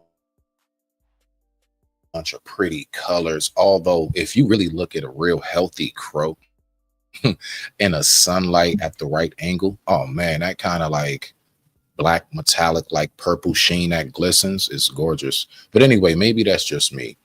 Let's keep on going. In fact, ancient battlefields littered with corpses attracted... Right there. I did not see this video. I did not. I'm telling you, I just pulled it up. That's what I'm talking about. Now, I want you to imagine all of that right there. Do you not know how much disease would flock into the air if we just let them decompose naturally? Oh, man. And then like a summer hits and you got that, like, depending on where it is geographically, it's like 100 something, 90, 80 degrees all year round. And you just got bodies out. We need vultures and we need crows. We need the insects to then go ahead and continue to break down. Everything works in tandem. It's all a part of the process, as they say, from the clay you rise, from the clay you shall return. Let's keep on going. Large flocks of ravens. Unfortunately, this earned them the unfair title as harbingers of death, which is weird when you think about it because it was actually people who... I'm gonna leave that comment right there, right? But I'm gonna just say, folks right here with you, Doc. See, this is why I do what I do. All right. So I'll pull this one up. Right. The spiritual significance of filtering out the air. Yeah. Yeah. It filters the air. The only thing I would say to that last one is do not stop praying. And however you do it, keep doing it, however you do it, in the form in which brings you peace. End of message. Let's keep on going. You know we love you. Brought death, not the ravens. They were simply just taking advantage of a source of food. Number 7. Ravens and crows are pretty smart, sometimes a little too smart. Crows have fantastic problem-solving skills and can manufacture and use tools to obtain food items. In the wild, there have been reports of ravens hauling up fishing line out of ice holes to get the fish. They watch and wait until the fishermen leave and then get to work.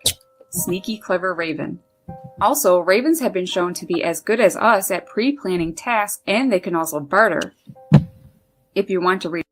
If you treat one crow bad, say you got your house, a crow comes to your crib.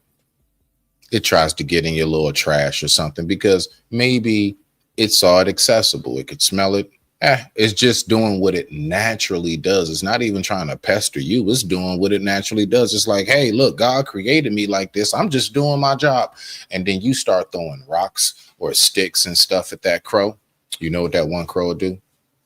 Go back and tell the rest of the gang or the rest of the killer, right? That crow gonna go back and tell the rest of the murderers and killers this is what just happened.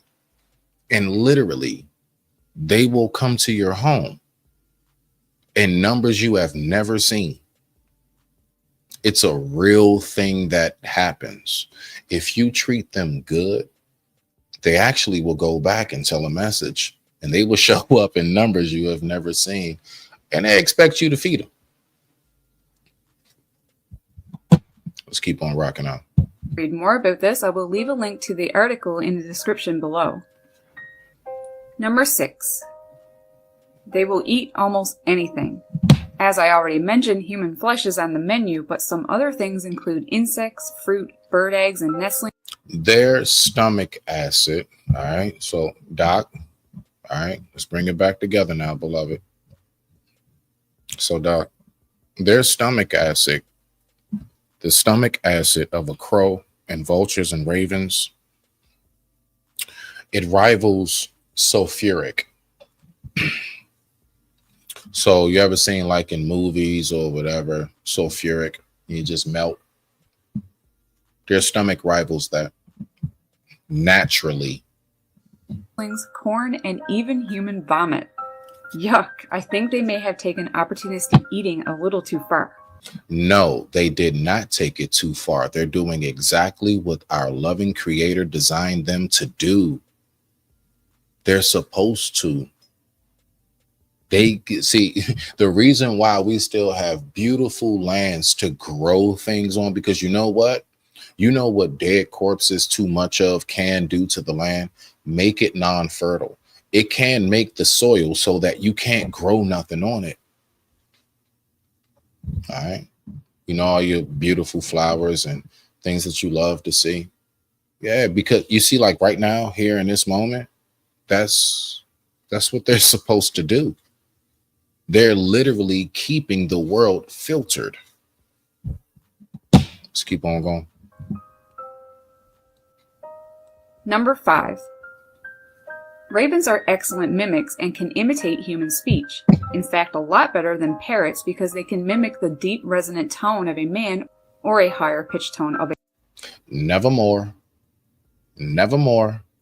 a woman. Their voices are incredibly and eerily quite accurate to that of humans. If you didn't know any better, you'd be convinced that someone was playing a trick on you. I need you to hear that again. and y'all thought now listen, I want us to, you remember the old Geico commercial where the guy walks in and he's like, I can't take this, not another day, can't take this, not another day. We're so used to hearing that the birds that talk the best are the parrots. I said it earlier, crows and ravens rival the African gray. Incredibly and eerily quite accurate to that of humans. If you didn't know any better, you'd be convinced that someone was playing a trick on you. If you are skeptical, just check out Mischief the Talking Raven, Terry the Talking Raven, Julian, Okay. or Raymond a Wild Talking. Okay. So hold on. Julian the Raven. Why not? Let's do it now. I've never heard of it. So let's go ahead to Julian the Raven. Yep, there it is. Pull it right up. All right, so let's go ahead and let's see what we got. So I'm going to do this just to be like real specific with it, right? Let's make sure we hone that. Let's hone that. All right. So let's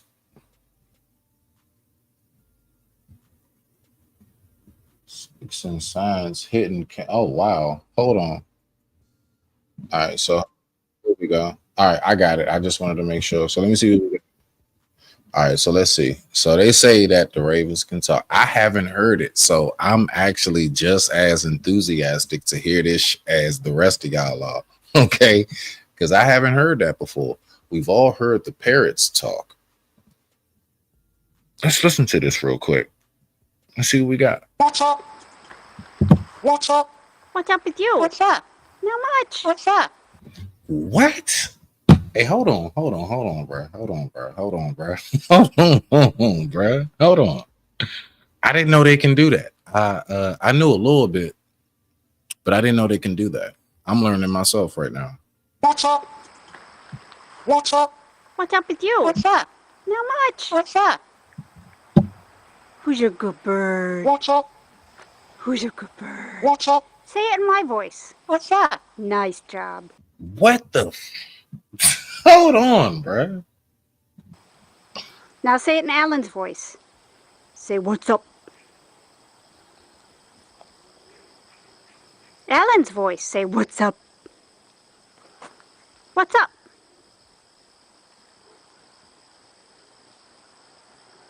Are you not talking to me anymore?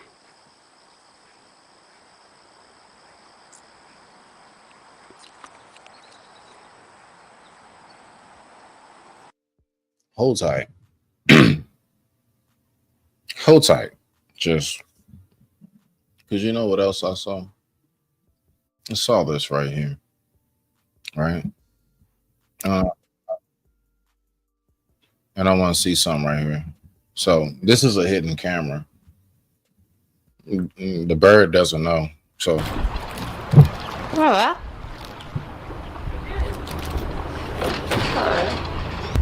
Hi everyone and welcome back to the channel. I thought it was about time we did another just for a couple of hours each time when she was in her aviary, and she really did pull a few new things out of the bag. I must also admit I didn't actually know she could swear, and all the years that I've had her we seem to have avoided any kind of swear words. However, today she revealed that actually she's not quite as well behaved as she first seems, so apologies in advance, but there is one swear included in this video. Hi, Pharaoh. Hi, Pharaoh. yo, get out of here, bro. This is wild. Hi, Pharaoh. Hi, Pharaoh.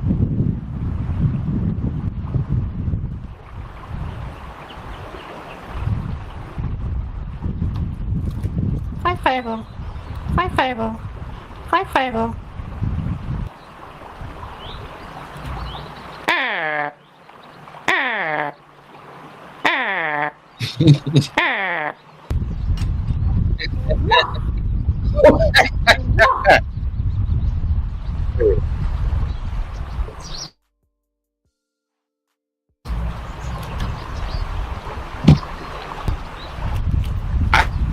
just want to hear the cuss word. I just want to hear I know, right? Nah, real talk though. I be feeling the same way. Like I'm trying to tell you, like I really want one. Like real. I want one.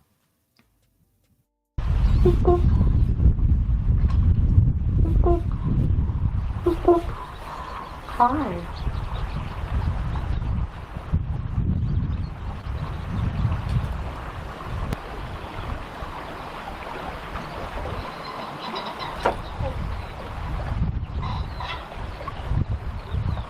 Hi, Fable.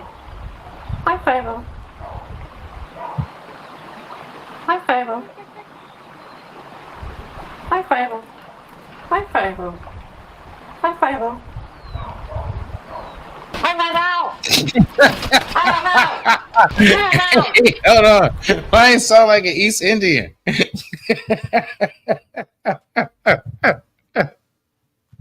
Hey, hold on. Where did Quickie Mart come from?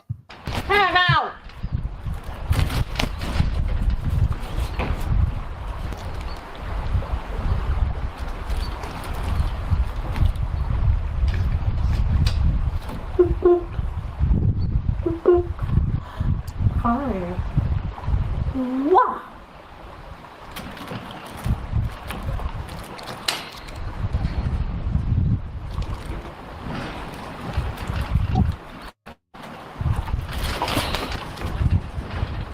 Hold on.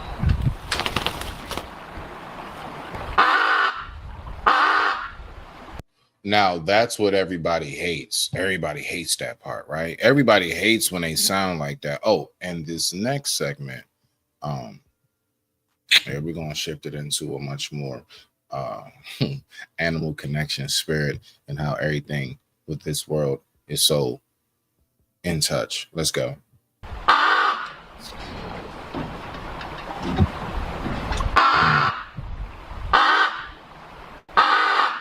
Now, when you hear that, you would never know that what is doing that right there, right? You wouldn't know that right there. You wouldn't know. You would have no clue that can actually speak. You wouldn't have no clue that can actually mimic you, even trick you out of your own damn house. Can you imagine one crow being sent to the doorstep? They know how to ring the bell. Then they get to talking to you and you come out the house and then like 50 others just swarm on you. Can you imagine that? Because you threw a stick at one of them one day. I need us to recognize how gang, you talking about gang. Nah, they do that for real. They do that for real. So let's go ahead. We're going to get into this next segment right here. So this one has a lot to do with, because, you know, I'm going to be honest with you. Like me personally, I just got more of a fascination for, you know, the life outside of humans. People get on my last damn nerves. But you know something, nature never fails you. Why? Because you know not to expect the expected with nature. Boom. All right, so let me go ahead and pull this one up right here. Let's look at this. All right. So there we go. All right, boom. So I want to pull this up. So the reason why I like to pull this up is because I always keep on hearing how, like, you know, us as people, we're sold this, we're sold that. Yeah, we are. We are the, you know what I'm saying? We the shiznit, right? But I just be trying to figure out, like, why we don't have the same capacity to know how to have it be instinct. Why is it more thought before it's instinct? I want you to think about that. A lot of times when it comes to whatever it is that we do, it's more instinct than thought. So let's go ahead and look at this. All right, I'm gonna pull this video up. I just wanted to get through. I wanted to make sure that I have all my little stuff in order. I got to look up stuff, make sure I can even play it first of all. So I'll also be doing that. All right, y'all. So let's go ahead and do this. Boom. Hold on. Bow. There we go. All right. Let's look at something. And sometimes you just need a friend to help you out. Today, we'll be taking a look at 5 pairs of species that have decided they're stronger together than they are apart. This is a story of symbiosis. Don't forget to subscribe so you never miss an upload, and let's jump in.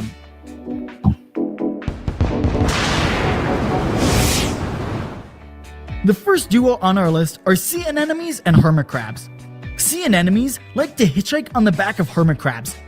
I never seen that.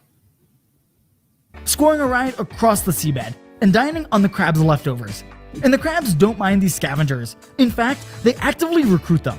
A crab will walk up to an anemone and poke it with its pincers, signaling the anemone to release its grip from the seafloor and jump on the crab's back.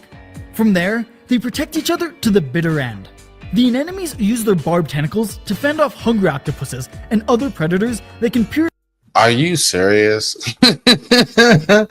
All right, so these right here, that has nothing to do with the crab. Like the crab just adopted. It's like the crab put on some boxing gloves. It's like boxing pom-poms. It's like, I'm gonna cheer you to the death. This is wild. Through the crab's tough shell. And the crabs return the favor by driving away creatures that like to eat the anemones, like starfish and fireworms. It's a shared protection strategy with some free food on the side. And these two aren't the only ones sticking together under the sea. Danger, danger! That's what the frantically flapping tail of a goby fish says to the near-blind snapping shrimp. In a crafty collaboration, snapping shrimp construct and maintain burrows in the seabed, while the goby fish stand guard. During the construction of their home, shrimps have to leave the security of their burrow to dump the sand they dug out. Throughout this hazardous journey, these shrimp maintain constant contact with their goby fish. Has anybody ever had crawfish? I've never had crawfish.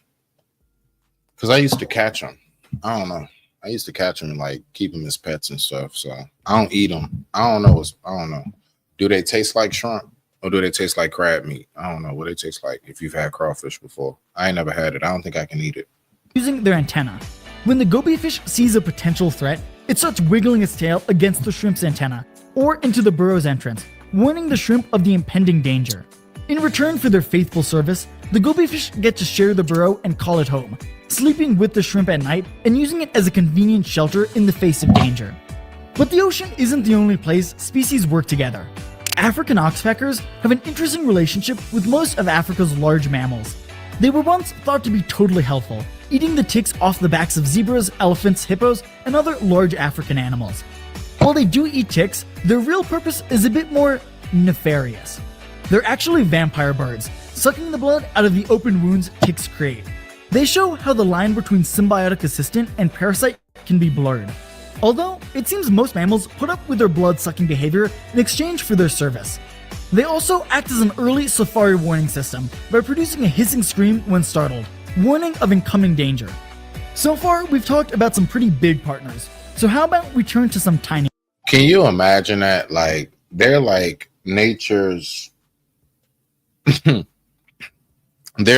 They are nature's salon / security system. Like, so when you hear where, like going off in your house or what have you, however your alarm sounds, that's basically what they do. But they're also / the salon, and they keep you well groomed, like from your fur to your skin. Like, that's crazy. Ones. If you think humans invented agriculture, think again. Ants have been farming fungi for around 50 million years, wetting, mulching, and fertilizing their crops. Fungus farming ants originated in South America, and from there spread throughout the New World We learned about those. I know you remember, Doctor. Tropics, from Argentina all the way to the southern United States. Perhaps the best known and most photogenic of the bunch is the leafcutter ant. The leafcutter ant doesn't actually eat the leaves they collect. After all, then they'd be called the leaf eater ant. These ants bring their leaf clippings to fungi deep in their nests. The fungi grow and eventually get eaten by the ants. In this partnership, if you can call one species raising another just to eat it a partnership, is incredibly close. If an ant introduces a leaf to the nest that's toxic to the All of the white is the fungus, and they're growing that. They're actually farming, working together. Amazing. fungi, they'll secrete warning chemicals that the ants can detect. Now that we've gotten those guys out of the way, let's turn to perhaps the most legendary and the most consequential symbiotic relationship of all time. Over 1 billion years ago, one type of bacteria ate another, or at least they tried to. Surviving this ordeal, the prey, the humble mitochondria, became a permanent house guest in the wet, sheltered, food-rich environment of the predator's body. The mitochondria, no longer having to worry about defense from the outside world, specialized itself and became the powerhouse of the cell. Eventually, by swapping segments of DNA, the two bacteria merged into a single, inseparable, complex cell. This partnership was so successful, descendants of this original cell flourished, ultimately becoming the ancestor for nearly all multicellular life, including our own species. These 5 pairs of species show that despite the dog-eat-dog world out there, sometimes it's best to have a friend, even if they try to eat you or just want to suck your blood. Oh, man. That's crazy. Now, let's learn about something that is absolutely, very much so, incredibly intelligent. Now, I want to ask this question, right? If we were to go to the category of, right, human versus animal intelligence, or human versus animal strength, or human versus animal industrialism, my mind is actually shifting truly towards, let me see. Yeah, let's go ahead and do it.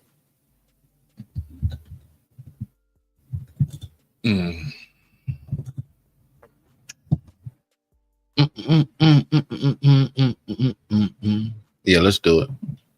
All right, so we're going to do this. All right. We're going to go ahead and go with, yes, it is. It is absolutely amazing. Nature is beyond anything. All right. All right. So here we go. So when we think about this in this sense, I was wondering, why do people keep talking about, when it comes to, I guess you can say, humans and animals, when it comes to, like, I guess, strength, fighting, the whole nine. Look, you need to know that majority of animals, they have something that we have been removed from. And that is the true essence of everything that they've ever known, passed down and passed down and passed down, right? So let's look at this right here. Okay. Let's look at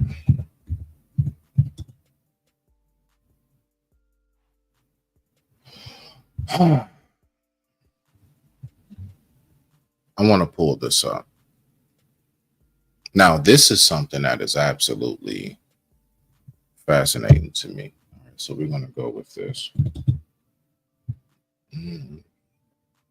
Ooh, yes. I'm glad I thought that.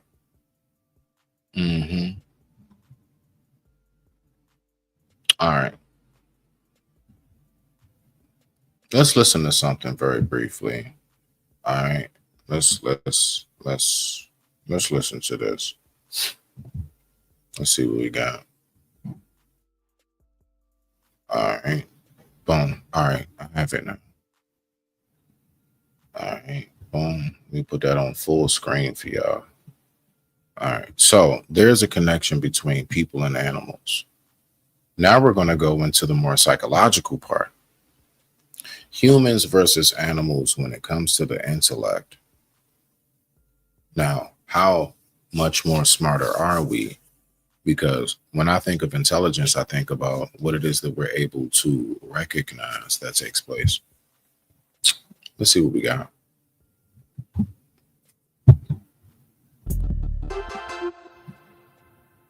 And now, the top left one, if you think it was painted by a monkey,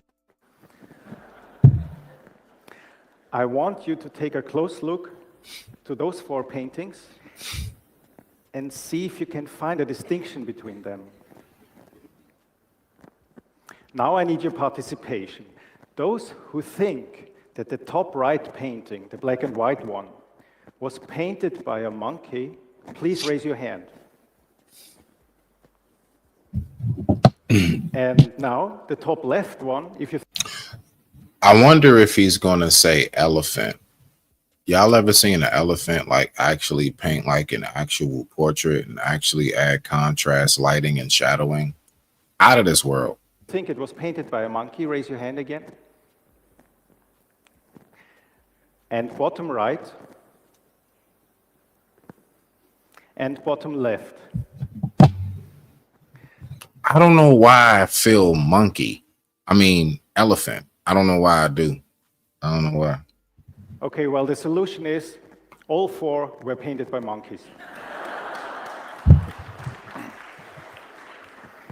I was wrong. Let's keep going.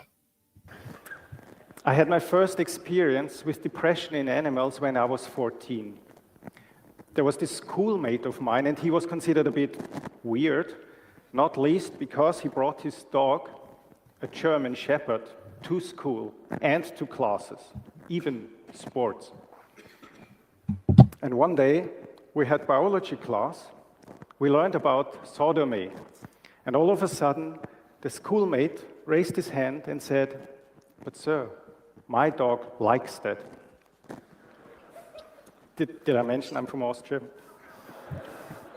Here's a drawing of our classroom. I tried to reconstruct the moment he said that. A few months later, he killed himself and his German Shepherd with sleeping pills. He always told me how sad and depressed they both were.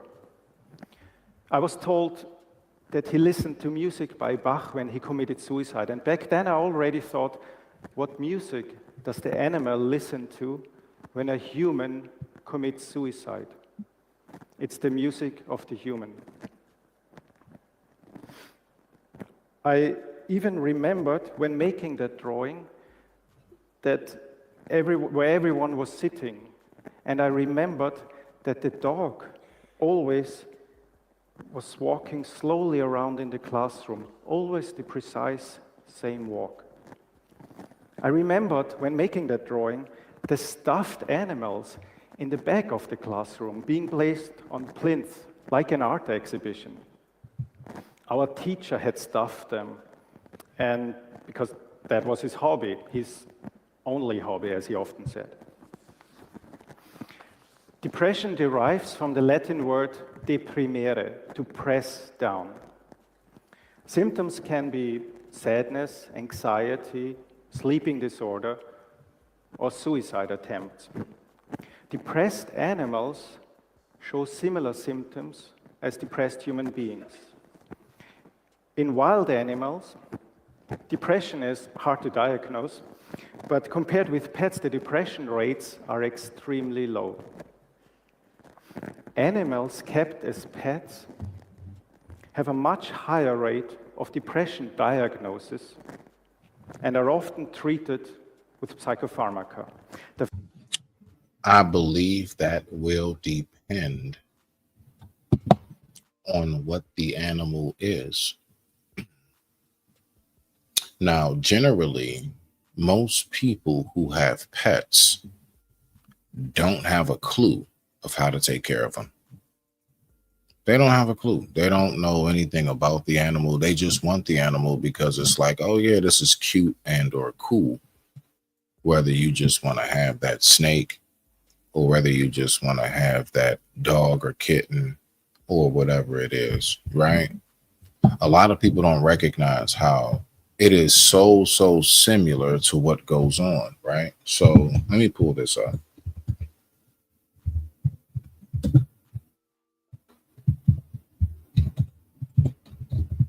All right. So when I look at different factors of what takes place with a lot of the different animals, right? So let's look at this. Now, this is what I mean by the factor in which how there is a direct correlation, right? So I want to get through this last segment right here because it's primarily this primarily is, I mean, from what I know, what Men's Mental Health Month, so on and so forth. I like to deliver things in all different fashions, right? So we can stay on that, but let's go ahead and look at it from a different perspective. Now, let's see what we got right here. Provide almost natural environments for the animals and meet their needs, we have nothing against them. However, if a zoo fails to give animals what they need, the animals end up living a sad, lonely, and depressed life. If ever you see an orca, killer whale, if ever you see an orca and it's in captivity, if you see the main dorsal fin slumped over, it's not like erect straight up, it's unhealthy and very depressed, but it's mainly unhealthy. This is the case of Hanako, the saddest elephant of all time. Hanako the elephant has been living in a concrete cell for 61 years, and now people are saying that's enough. At 68 years old, Hanako is the oldest elephant in Japan. She spent the past 6 decades at Tokyo's Inokashira Park Zoo, where she lives alone in a barren enclosure. There's no grass or trees, only concrete floors and walls. It's unclear when she last saw another elephant, and her feet had never touched grass or soil. One recent visitor described her home as one of the cruelest, most archaic zoos in the modern world. Now, do you think possibly that elephant knows what's going on around it? Do you think it's possible for that animal to actually know that it's separated from its own or anything? Like, how possibly would we know, right? See, that's the thing about it. When people don't recognize that there is a direct connection when it comes to what it is that is around us, just as much as we are around it. When you start to recognize that, you know something, maybe our purpose was to make sure that we was supposed to defend the earth, as in to be able to have that intellect and intelligence to make somewhat of a difference, keep this from getting out of control, so on and so forth. We're the ones who are able to come up with medicines and technology and machines that these animals are not capable of doing. So when it comes to the depression aspect, we really need to recognize how deeply rooted that is. Now, speaking of depression, a lot of times I notice that depression can also come from actually getting bad messages. What are you talking about, Smitty? Oh yeah, now we're going to get into this absolute final segment of this afternoon.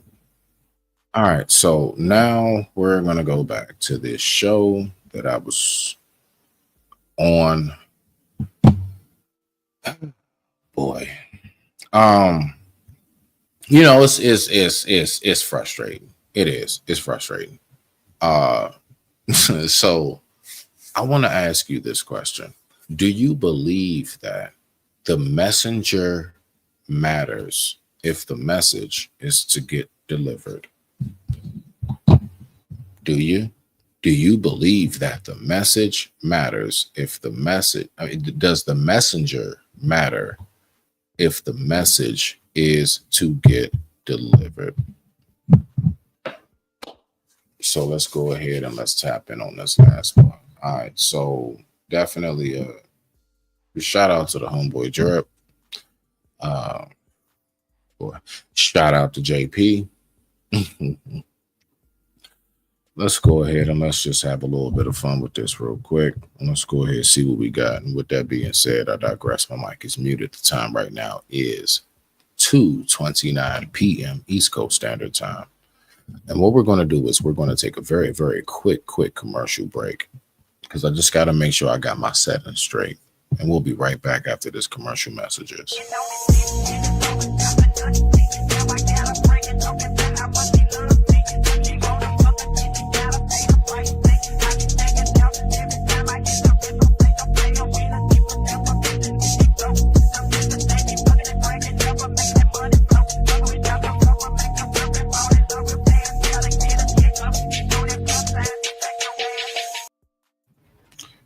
All right. All right, so let's go ahead and unpack this. And let's go ahead and let's give a little bit more further detail on what was being talked about. So we were, speaking about primarily like the messenger and how things are delivered, the whole nine. And one thing that I do know is that the appearance, the everything delivery of the messenger is very, very important. That's why you had whole kings who were the ruler, but they had something called a spokesman, right? They had somebody who would roll out the scroll and say, hear ye, like all the way down to presidents today. The presidents will speak, of course, but they also have something called the Speaker of the House. That's for a reason. All right, so let's keep on going. Let's see what we got right here. Hold on, Chanel. Hold on. Respect to you all. Now, I just wanted to say to JP, salute to you, JP. You said no. Okay, Don, I got you. I'm gonna shut up. Y'all got it. Nah, what you mean? Speak, bro. I'm messing with y'all, man. I'm messing with y'all, dog. He lightening the convo. Yeah. I like messing with folks. All right, so look, right. No, Bro, JP, that's a horrible. I want to say this to JP in all seriousness. Oh, okay, never mind. I'm gonna really shut up now. Chanel, can the man get it off? I didn't know. I'm so sorry. Yeah, I mean, I'm just trying to throw a little humor in there. Jeez. All right, so look, right. JP, that's a horrible example. All right, so when you were saying about the dude, yeah, I remember. What's his name again, JP? You went to court? Is Daryl Brooks, I think Daryl Brooks. Yeah, Daryl Brooks. So anyway, we need to recognize something. Anytime you decide to up one day and run your truck into a crowded parade and then decide to represent yourself, yeah, bro. There's definitely some psych issues going on. I just wanted to make sure. You said what now? I was saying as far as when you was talking about the dude, Daryl Brooks, and how you were saying like the medication, how they just throwing us on stuff. He's a prime example. Now, what was being spoken about was he's basically making this comparison of like how us being on medication and having therapy is some BS. It is Men's Mental Health Month, the whole nine. And so JP is trying to make this statement of like, we don't need none of that. And then we go further into how we represent ourselves. So I'm saying to myself, okay, well, he decided to represent himself in court. Most people know when you have a case like that, it's got to be something wrong with you if you decide to represent yourself in court. Let's see where this goes, and let's see what our good old friend JP from around the way has to say. Example of somebody, yes, this shit's about to get interesting, just in case you're wondering. Get your popcorn. Who should be psychiatric, have a psychiatric evaluation, which he did several times throughout that proceeding. Anytime you can say to yourself, I know I just ran a whole truck through a parade full of white folks and I'm a nigga, but I'm going to represent myself. Who did that? Daryl Brooks. Daryl Brooks. Oh, no, I want to address something, LA, and this is not all I'm saying is to land it. Y'all get right on back to land it. He is an example, JP, that kind of proves the point of why psychiatric evaluations are necessary and why Now, is it not? One day you went from making a rap video to running your people's truck into a crowd on a parade, and we don't need psychiatric evaluations. Oh, okay. All right. Okay. I got you. Y'all can have it. Y'all can have it. Medication and some form of therapy. And, the pharmaceutical, it's not all the way evil, although it's majority. I do agree with that. And I get what therapy don't do nothing for you, man. It just I get an illusion help. It don't. Right. Now, my question is this. I mean, I'll ask him one day. I'll get the chance. In God's will. I wonder how much therapy has he actually gone through to even know what it is. You know, my whole thing in saying that is, why do we keep speaking about things that we don't have any certain knowledge about? Let's keep going. Every time people, no, my thing is, they always tell people to go to therapy for the psychiatric problems and stuff like that. It don't really do nothing for you, for real. I got you, but JP, watch this again to land it. What did him going about that entire procedure get him doing it on his own? No. Do you think he would have had a better chance if he would have had counsel? If he would have it's all a game, right? So clearly they don't. Excuse me, I just fired it. But this nigga just can't. He just can't help himself. I don't know if anybody. I didn't hear it. I don't know why he had to tell us that's what he just did. I don't like this nigga, man. It's all a game, right? Nigga, real quick for free. It's all a game. So if he really if he been getting psychiatric meds, you're missing the point. Since he was a kid, there's no way he should be sitting in prison. He was supposed to go to the psychiatric. Bruh, you ran your truck into a crowd of white folks. They're gonna bury you under the jail. You're not getting no geez Louise. All right, so let's just keep going. Place, but since they wanted to lock up a nigga, they completely ignored his diagnosis. There are so people- the only time they would diagnose you quicker when you just either in school, right? When you all us kids, we got diagnosed so fucking quick. But the moment you commit a crime, they gonna start to say you normal.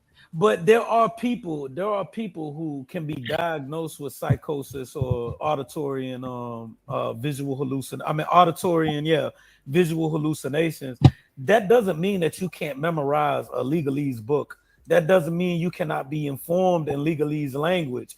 So I guess it's how the court perceives, or a doctor. What should have happened was a doctor should have been at them court proceedings to see if that person is truly what they say they are. Because just because someone is hearing auditory hallucinations doesn't mean that they can't memorize a law book or understand how to represent themselves. But if they're not displaying the behavior of someone with said diagnosis. You displayed the behavior when you ran a car into a crowd of people. There's nothing else to talk about. Like, really? What do you want to do tonight? The same thing we do every night, Pinky. Try to take over the world. Diagnosis doesn't mean that they don't have those diagnoses. So I think that's important. So they definitely didn't have a doctor at Darrell Brooks while he was representing himself. Once they declared that he could represent himself, he was declared mentally fit, which is kind of asinine, in my opinion. No, it's not asinine. They did that on purpose. The fact is, what he did, they went on ahead. They used their own little quiet loophole. They let that man bury himself because they wanted him that bad. They knew he did. They knew, like, once they knew, okay, bet. I guarantee you they made sure that they looked up, can we allow him to do that and it not backfire? When they want you that bad, they're going to let you hang yourself if need be. Sometimes they ain't got to do no whole bunch of pressing it. Let's go. I kind of agree with JP on that. No, it's not asinine. It's actually our right. That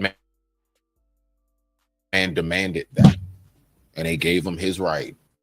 Okay, but that's not JP wasn't saying that wasn't his right. What JP was saying was that just because he represented himself, that he should have been, he still has a mental illness. And what I was trying to say was, okay, he had a mental illness, so he can represent himself. Just because you have a mental illness doesn't mean you can't be informed and knowledgeable of legalese. If they can find any loophole to say that you are competent enough, they're going to let that bad boy fly.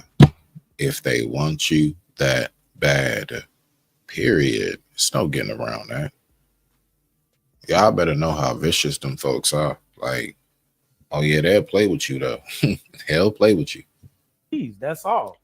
No, I'm with you on that. The number one thing that I was just trying to point out is he's the prime example. Everything that's being said about what he did has a lot to do with, listen, bro, anytime you got that severity of a case and you don't even know how to say, you know what, let me get a lawyer, even if it's a PD, public defender. Yeah, bro, like off rip, I promise you, in the court of law, to land it, please, everybody, in the court of law, you definitely, they automatically, without saying it, yeah, it's a little something off there. You don't know what time it is right now. You don't know what you facing, and you sitting up here talking about something you about to rep yourself. Yeah, bro, off rip, I'm gonna say, yeah, nah, I think we need to check because something may not be right. I don't think they fully comprehend the severity of what it is that they've gotten themselves into. I'm just trying to figure out where's the lie. Where's the lie? You don't recognize you facing never walking again, bro. Bruh, ma'am, whoever you might be, you facing never walking again. And you want to play with this? You know, it is something called appeals and everything, but you know who does appeals? Lawyers. And if you were the one who represented yourself, now you got to hire a lawyer to fill out your appeal. You know, most judges are not hearing the inmate from behind bars. You usually need some form of representative, even if it's your peoples on the outside. Once you back there, they're not trying to hear nothing from you. I don't know if we get that or not. Let's fast forward just a little bit. Let's see if we got on this bad boy. It's hard to believe because a lot of us are indoctrinated with this system, and it's a go along to get along program. But if you peel back those layers and you understand what he's saying, it does make a lot of fucking sense, bro. He's saying, how can you believe people that acclimated themselves to the system to go around teaching children the same thing, or forget teaching, empowering children to be the best of themselves when these same people had to acclimate to the system? He do be making a lot. Everything is a system. You know, your whole body, like your actual body, no bullshit. It's a system. The way you breathe, the way it functions when you eat, restroom, the whole nine, everything that goes on with your body is an entire system. This life is an entire system. That is not something that is just subjected to the laws of man. Life itself is an entire ecosystem of a system, right? Don't you know how we say like ecosystem? That's a system, which means that there is an order and a function to it in order for it to maintain itself and stay thriving and stay functioning in a manner that's conducive, in a manner that is healthy for whatever it needs to be healthy for, even its own microorganism self, right? So let's just keep going. A lot of sense, bro. He do. All right, so look, I appreciate you on that, and I'm just going to say it out front. Bullshit. Is it possible this story is true? Yes, it is. You're right. It's fact. Bullshit. All right, that was real sweet. It was real smooth. I appreciate you looking out for the brother.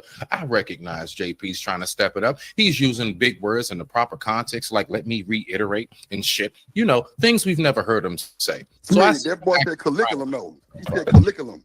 I heard it. You just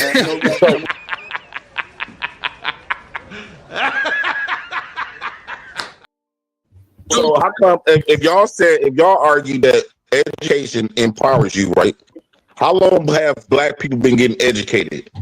White people been getting since black people discovered how to make fire, use it and cook food, since we learned how to hunt. You know, when listen, anything that you know was taught. Anything that you know that you go by is under some rule or form or fashion of a system. See, we're so used to just listening and thinking of the system, and then we think the man and keeping us down. No, the system also has a lot to do with what is natural and organic. Man is only doing a dummied, watered down version of what always has been. Peep gang. And educated. How come when white people is educated, they still empowered? Y'all said educated. I mean, education gives you power. Black folks still not empowered, even with all of this education. Let me add to what JP was saying before we. You know, I always ask that question. If we are not in power, keyword I use this, if we are not in power, is it because it was stolen? Is it because we gave it up? Right? Or is it because we forgot? Say black people are getting more educated and more empowered. Right. If we look examples like Malcolm X and Fred Hampton, you could use Fred, who's my favorite example. Fred was only 21 years fucking old and was wiser than most 40 and 50 years old. If you can find me a young black man on Fred level today, I'll shut my mouth. We are not being more educated. I believe we are being more acclimated. And that's the point that JP is trying to drive home. Yes. Like, you know what I did when I was released from prison? I reacclimated myself back into society. I want to see again, you know, when we keep like saying these words as if like it's a bad thing, like, you know, consequence. Okay. You know, the consequence for saving your money and being financially literate, you have more money in the future. That's the consequence. Now, I said consequence, and I just said that you'll have more money in the future if you know how to save it and be financially literate. Is that a bad thing? You see, we need to know how to word things, you know, and we need to know the full extent of how many multiple facets and ways. That's why when people say things like, I heard the words you said, and it's like, you don't recognize how many different ways these words can be said. Let's keep on going. Like when they tell us that I'm a black, they told me I read on a 4th grade reading level, right? They said black boys read on a 4th grade reading level. Yes, I might do read on a 4th grade reading level according to the white man's perspective in his curriculum. But I reads on I would say college degree level in life. I can read between lines. I can read common sense. I can read when somebody's trying to harm me. I can read body language. I can read nature. I can read JP. Energies. Hold on. Let me finish. Because y'all have subjected reading to be black and white in English form from the white man's perspective. And if you don't understand the white man's education system as far as reading, that you get called dumb. All right. So let me ask us this. Where are we? Okay. All right. Where are we? Are we not somewhere where we need to learn? Like, for example, right? All right. So my sister moved to Japan. My baby sister, right? Shout out to Shelly. I hope you're safe out there, baby. So my baby sister moved out there to Japan. You know what she did? I mean, like probably close to a decade before she actually moved there. Come on, close to a decade. She kept traveling and going back and forth there. Like she'll go there like every summer for like a week or two. She has a friend over there, I think Junko. Hello, Junko. So she has a friend over there from high school and everything. And she would go back and forth and learn the language, learn the custom and everything. Now she lives there. When she moved there finally, I think was about, last August. She moved last August, close to a year now. She's been there for some months now. And what she did was she learned everything about Japan. Like the little stuff she told me, like, you know, over in Japan, they don't want you to talk on the subway. So can you imagine going to Japan with JP? he ain't studied a damn thing, and he just get to talking on the subway, and we actually get arrested. And then what do you think JP's going to do?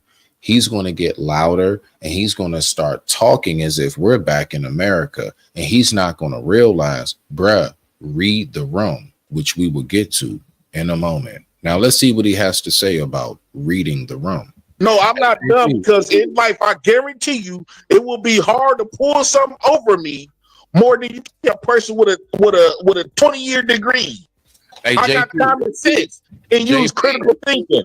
JP, out of everything you just said, you know, the one thing that I have personally peeped that you should learn to read a lot better is something called The Room.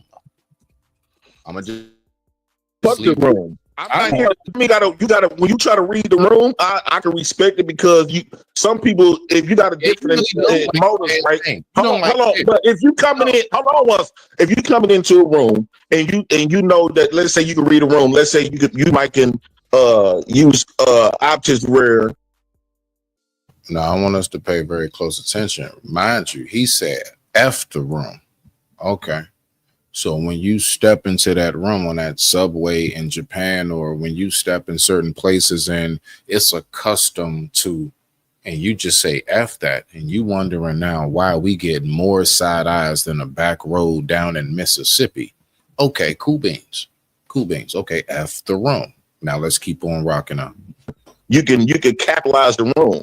That to me, that's still coming in disingenuous. I come in a room strictly being me.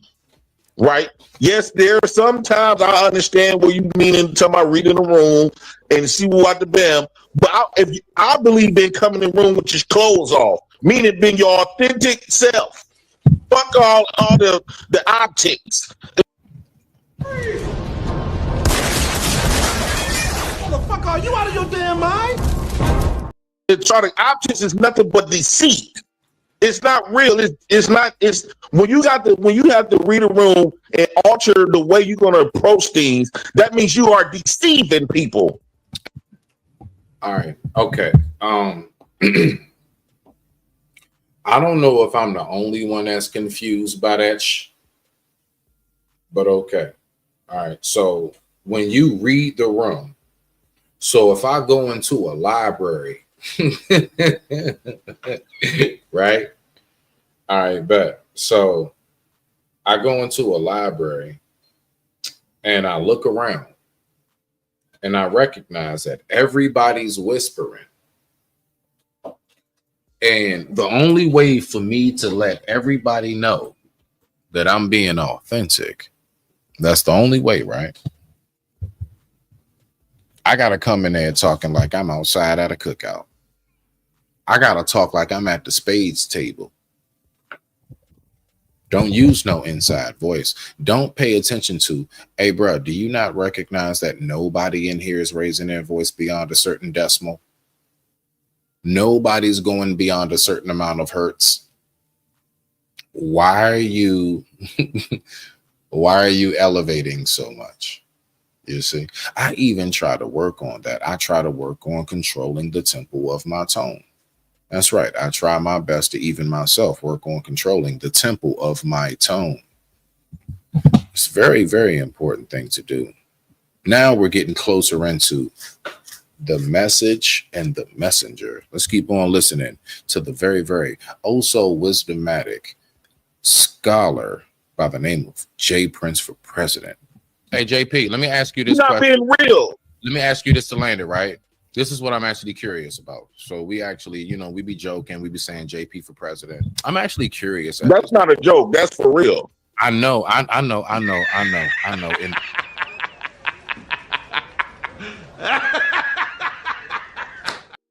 Okay, it's not. Okay. All right. The world of JP. I got you. People they named me the president because I spoke to a lot of people that I made people feel a way. And and when I spoke, it felt people. JP. JP.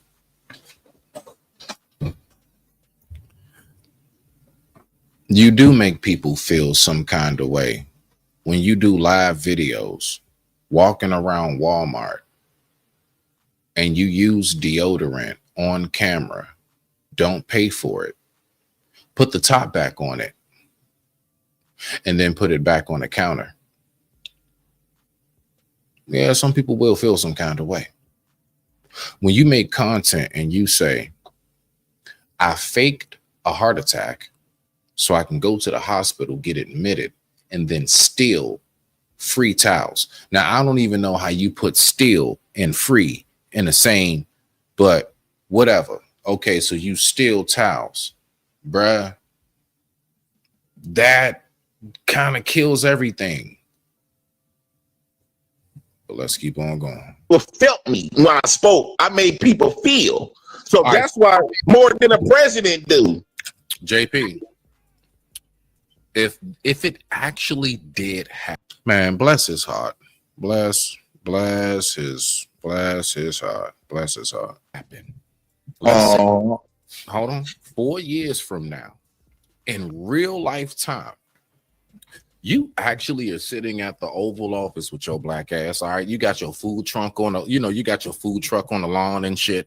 All type of stuff JP will do. You got kids' toys all around the Oval Office. Okay, cool.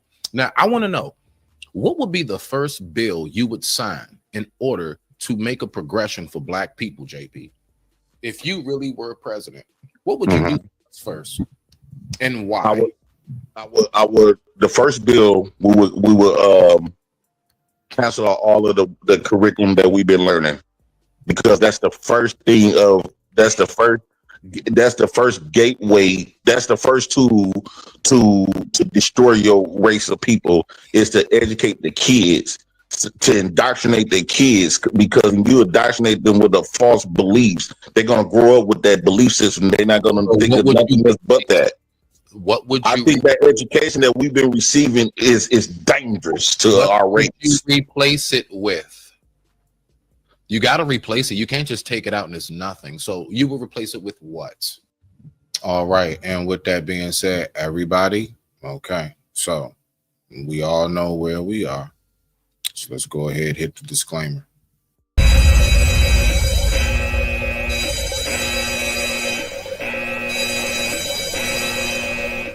Exactly. So one, I will replace it with more like, since we don't have our correctable history of stuff, because in order to know where you're going, you got to know your history. Since we don't have that history, I will be more towards nature, to us to go outside and study nature instead of listening to a teacher.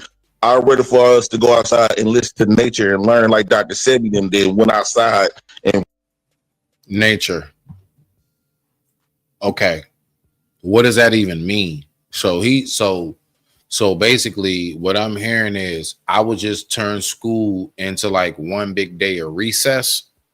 Is that what I'm hearing? Is it now just recess? Let's make sense of this. Really got a chance to get his educated. So not you know would turn it into Boy Scouts. White man's dick crank. So you would turn it into Boy Scouts. I don't know what that is. This nigga here, boy, I swear on life, bro. I swear on life, my nigga. Timepiece Frosty, that's why you only get one chance to cross me. Oh shit! God damn it, Jim. What I'm saying is, I'm not saying education is. How you don't know what Boy Scouts are? I've never joined the Boy Scouts. I don't know none of their signals and codes. If you showed me some patches, I honestly couldn't tell you if that was Boy Scouts or the actual military. I don't know any of this stuff, but I have heard of them. Shit, bro. I see. But look, I'm just going to say this, and I still take full accountability. Majority of all of this shit show that's about to take place is my fault. It's my fault. It's my fault. I caused this on myself. I don't know why I was trying to have the discussion with him in the first place. Let's go. It's bad. I'm saying that the education that we've been receiving, the people who controls the education, the people who what they tell you what they want you to know. That what I would get rid of, especially for black kids.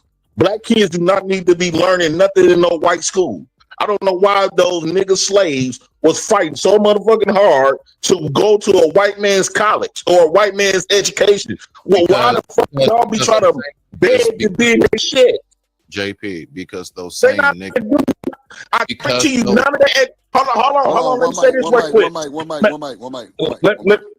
None of that education empowered not zero black person, not even Harvard.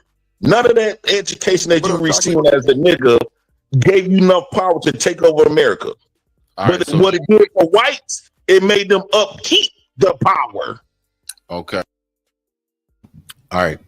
Does anybody know what just happened? I real deal. I'm sitting here. I got a bowl of seafood salad, right? Got some fresh spring water. And I'm really trying to make sense of this. But okay. I get him though. He's talking about how the white man's keeping power. I keep asking my people this same question, and I never get a straight answer. Did we give up our power?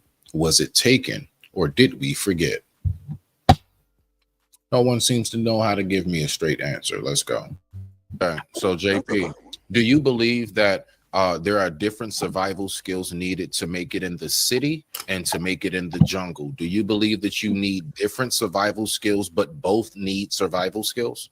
Yes or no? I wouldn't know. I never lived in a jungle. Okay. Yes. Okay. So off rip, did you know? Again, this is my fault. I brought this headache on myself. I don't blame this nigga. I blame me. So no, JP. I wouldn't know. Get into that because I can consider this a jungle. Everybody's trying to take your.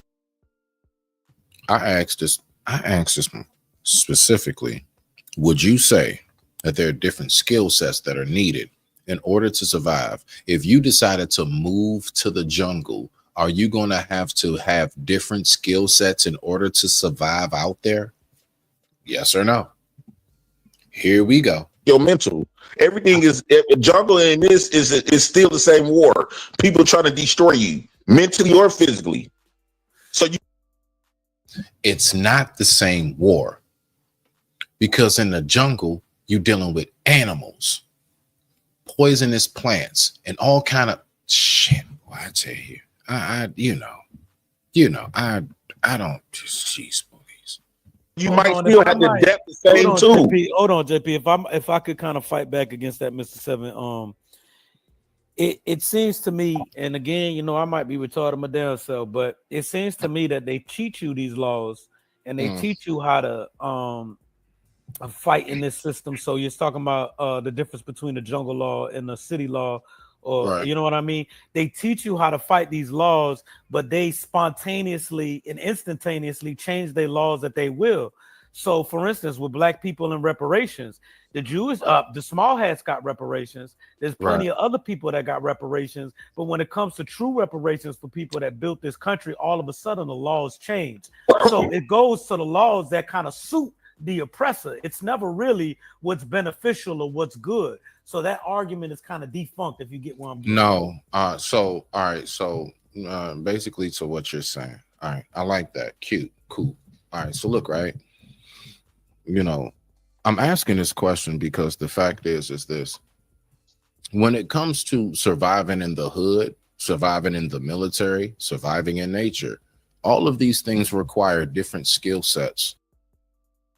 All right. So I just want to know again, where's the lie? So you telling me that you need to know the same thing to make it through boot camp in the army that you need to know when you first go into prison? So you telling me that you need to have the same skill sets when you decide to sign up for martial arts as if you sign up for a pottery class? The fact is, anything in life that you do, there's always going to have to be an adaptation and adjustment needed. You're always going to have to tweak this or that. You know something? There are some people who live in certain climates of the world where they literally have what's considered snow tires, and then they have like regular tires, you have people that have to make adjustments when it's hurricane season or tornado season or what have you, and they have to board up their house and they have to do certain things, right? The fact is, no matter where you are on planet Earth, the reason why, my main point that I'm desperately trying to make is whenever you are going to survive, the reason why humans are still here and Neanderthals are not, is because humans had something Neanderthals didn't: the capacity to adapt and adjust. That's why Neanderthals are now in Geico commercials and museums like the Smithsonian. That's why humans are still here, and I'm talking to you and you're listening right now. Let's go. The fact is that he keeps saying, why are we learning this, learn that? Well, where are we? That is my point. We are located, if we want to say the white man's land and all this other stuff, then the fact is this, when in Rome, you need to learn. Now, the saying goes, that old saying basically revolves around the simple fact of we actually do need to make sure that wherever you are, you need to know how to acclimate to where you are. You need to know how to adapt and adjust to where you are. That is what men have done through the survival of humanity. There are some men who they were born and raised in very cold climates. They had to learn how to make tools and do things to survive. There are people who come up in very hot climates. The fact is, wherever you are is where you need to adjust to. No, you don't. Okay. And I'm still confused. I'm trying to figure out, why is this such basic form of how humanity has thrived and everything? I just don't have a clue. I don't have a clue. Let's go ahead and see what we got right here. And with that being said, I digress. My mic is muted. Let's go ahead and rock out. Respect to the family. Salute to you. Y'all make sure y'all go over there, subscribe to Big Dog Barking, the game. Big Dog Barking, the game coach. All right, my mans. Let's get it. Yeah, JP wild for this one. Let's get it. Okay, so listen, no, you're right. No, do you have to? That's why that's gonna keep you subjugated. Let me just finish this out. So when it comes to, do you have to? See, have to and need to are two different things. Do you need to in order to survive? Yes. The fact is, any creation and form of life, all the way down to plants and microorganisms, needs to adjust to what it is. That's why it's called evolution. That's why right? Well, Mr. Stephen, if they constantly moving the goalposts, so for example, if we can clearly define, and we are at a time where we can clearly see that what has been done, but what has been done to the original slaves of this colony, of this great United States, is wrong, and we still haven't paid reparations because they're managing to gaslight us and stuff like that. What do you do about those type of problems? So you can clearly identify the problem. You can clearly point to historical presence and say, okay, well, you've done this for this people and this people, but they managing to gaslight us and say, well, we're not doing it because of y'all. They're moving the goalposts. So what do you do about a situation like that? You understand what I'm saying? Like, do we just keep, maybe one day, I feel like that's us. And no shots to Dr. Malcolm, but this is why I've always subscribed to Martin and Fred Moore, is because it's like, okay, well, if we go along to get along, then maybe one day they'll accept us into the system. Fuck this system. This system got no love for us. This is my opinion. Yeah, but the ecosystem is the main reason why we say life ain't fair. See, the first and foremost thing that I already say to myself is I already know life is not fair. Life is much more broad and vast than whatever system you're talking about. Whatever system it is that we are under the umbrella of, there's a whole universe that oversees that, and so on and so on and so forth. The one thing that I already know, last time I checked, if I'm not mistaken, I was already told, and I know that life don't owe me nothing.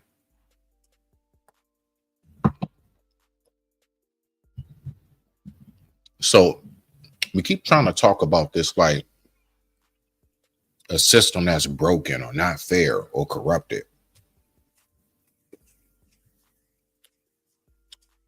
Was nature corrupted when the tornado or hurricane tore through a town?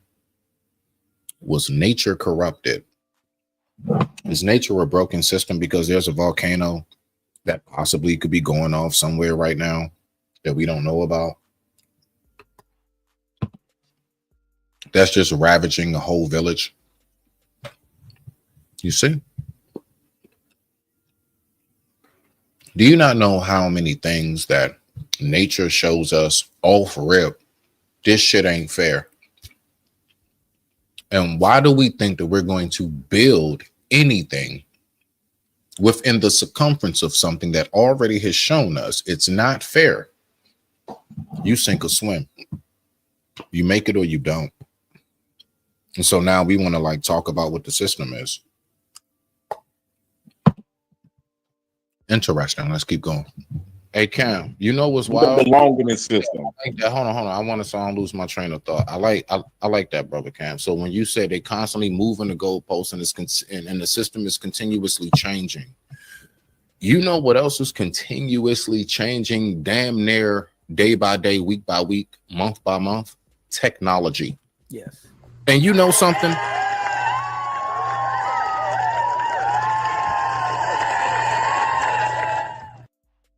We have gotten better at all sorts of stuff, all the way down to scamming and knowing the loopholes of technology.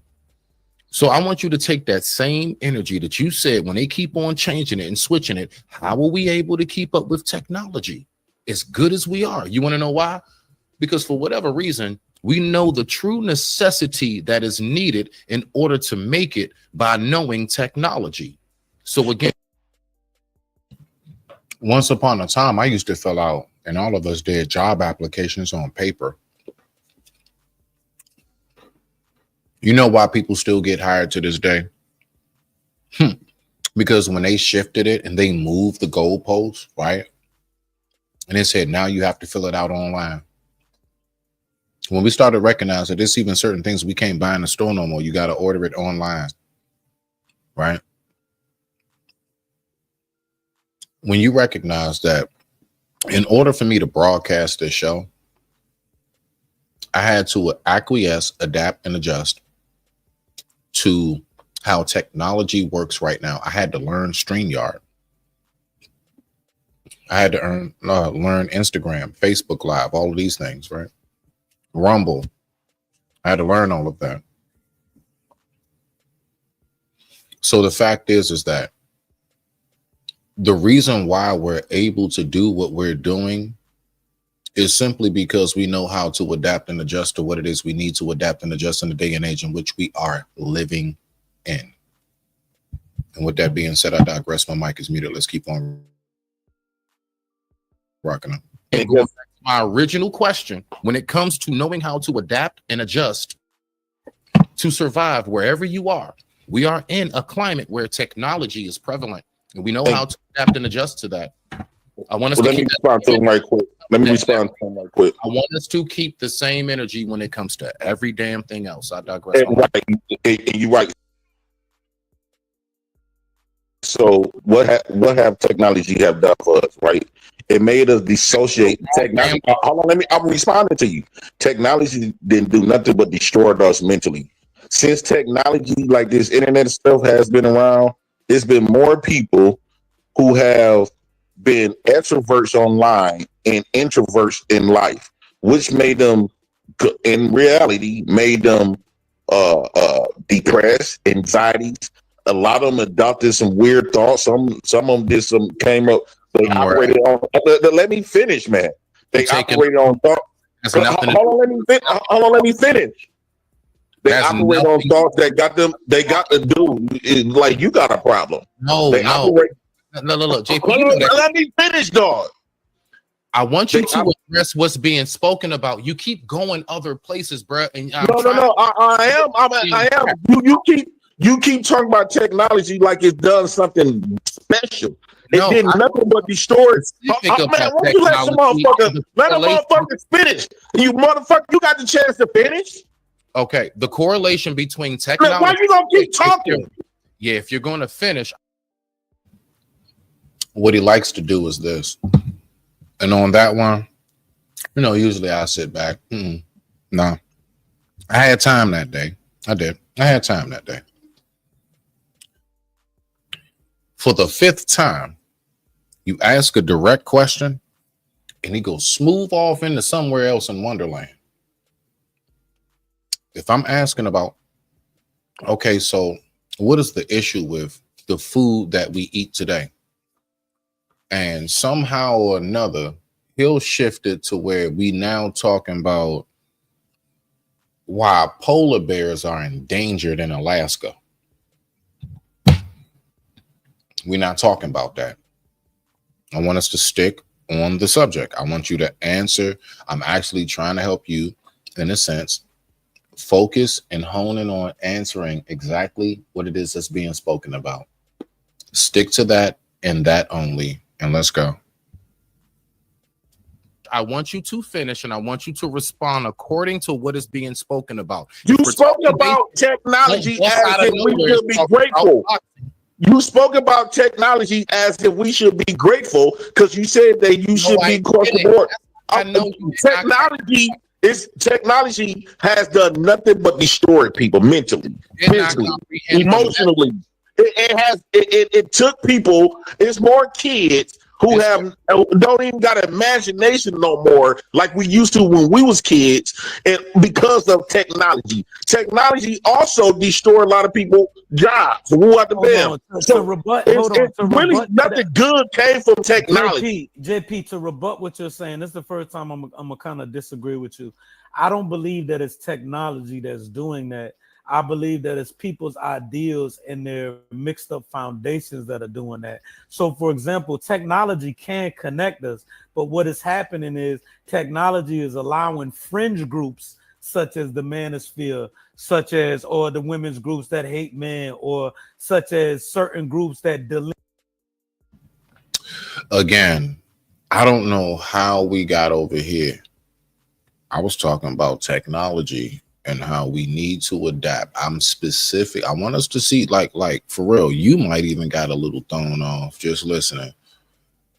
I'm speaking about how it's not about the technology. It's about the time period in which we are in. And whatever time period you are in is the time period that you must adapt to in order to make it. If we are in the day and age of technology, no matter how much you don't like it, trust me, I am such a retro king, 80s baby, like real talk. You know what I'm saying? Everything that we remember and some, I'm right there with you. I wouldn't be doing this show right now if I just stuck with, like, you know, I'm a pull out my flip phone and take some pictures and put up emojis and think I'm going to start a following or something. Like, no. You got to know how to learn technology in order to make it. A lot of careers are IT. Almost any career you can think of any significant form, you're going to need to know how to use technology to some degree. If you're a lawyer, you're going to need to know how to use Windows or Safari, whatever it is. You're going to need to know how to do Zoom calls. That's technology. In order for you to maintain and do your work, you're going to have to learn a certain amount of this. That is what I'm speaking about. I don't know how we got into women groups and bashing men, but let's just listen. Shout out to the brother Cam. Salute, fam. I won't say delineate. I say certain groups that want to separate black people from all black people. It is making little fringe groups come together and form smaller groups rather than people working together as a collective to identify the problem. So technology is not the problem. It's your original ideas that's the problem. And here go rebut to that, though. Here go to rebut to that. That's a small level, right? Those little groups. So technology would have done, it took away the creative activity of a person. It took away the imagination of the person. It took away like when you go around your family, at one point in time, we all used to chop it up and woo out the bam. Now, when you be around your family, everybody on their phones. It took away, and then on top of that, now you don't have to leave. What is the family doing? You know, I do see a lot of instances where that's not the case. I'm talking about black families. Healthy generation, like you can see that's clear as day, 3 to 4 generations all gathered together. And it's not a family reunion. It's just what they do. And I've seen it where, no, it's about having activities and things and knowing what to do. How connected is the family? All of these things have a lot to do, because I'm going to tell you right now, when I get around like my cousins and them, I may have like, oh, you know what? This is a moment. Let's snap this, you know, just to make sure we keep this right here. You know, we ain't going to get this back, right? There's nothing wrong with that.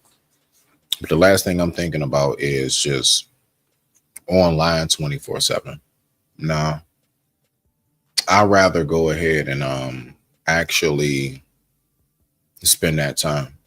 I want to laugh. I want to be around those who I'm around. Let's keep on rocking out. Your house to do nothing. With this technology, it made it so convenient to the point where now there's so many people getting fat. So many people just laying in bed and sitting in the dark for hours because it's so convenient. Technology, if you really look at it, it really destroying people. It's making people becoming a zombie. That's what technology really doing. That's why they made it so easy accessible for everybody. I think it's the new what they call mark of the beast. They turn more people into zombies. If you look at people who have assumed so much internet and so much technology, look how they act in real life. Technology is equivalent to the flame. What? Yeah, it is. Technology is equivalent to the flame. Fire, we all know, can be very damaging. House fire, forest fire, right? You accidentally burn yourself. But fire also heats up. Fire illuminates dark rooms. Fire cooks our food. You see? Fire also sanitizes and purifies. Fire allows us to manipulate materials so that we can make swords and other tools. It's called casting. Technology is the same way. Depending on how you use it, you can either use it to cast tools to build with, or you can use it to start a forest fire. So is the fire bad, or is how the fire used considered either positive or negative? Let's keep rocking out. See, you can't really tell on the internet. But if you look at these people in real life, these people have become zombies. Even to the point where marriages, I believe a lot of reasons why marriages is not working and relationships not working is because of this technology. Too much of it. Look at it. Most people get divorced because being on the internet, technology. I'm Bro, you disagreeing, use but I'm not fully disagreeing. I feel that has to do you're saying. Everything you're saying comes the across the same technology right now. While you're complaining about technology, you're screaming on the microphone of technology. Your voice is being heard because of technology. Got a point. And you still haven't answered nothing I was talking about, bro. You veered off somewhere else. And I want to make sure I make that clear. What I spoke about. What I spoke about specifically was not addressed, but I would say that's my fault because I should have known better. Man, stop talking like you just fucking Doctor of America. Like, dude, you not that smart. You won't be on this platform with us, our broke asses. I hate when niggas get a little smart and they want to come around dumb niggas because you don't hang around the smart, educated people. That's why you only get one chance to cross me. You will probably get dumb, right? Hey, Jay, so you want to come around. I want you to, I don't know, did y'all catch it? Because I caught it. All right. So while he's insulting me, who I think he is, right? I want you to listen close. I want you to see if you caught it. because I damn sure caught it. Watch this. Let's do it again. People mentally, Did not physically, comprehend emotionally. It took people. It's more kids who don't even got an imagination no more like we used to when we was kids. Have assumed so much internet and so much technology. Look how they act in real life. You can't really tell on the internet. But if you look at these people in real life, these people became zombies. Even to the point where marriages, I believe a lot of reasons why marriages are not working and relationships not working is because of this technology. Too much of it. Look at it. Most people get divorced because been on the internet, technology. I'm Bro, you disagreeing, using but I'm not fully disagreeing. I feel that has to do you're saying. with Everything the you're character saying of the comes across person. the same technology right now.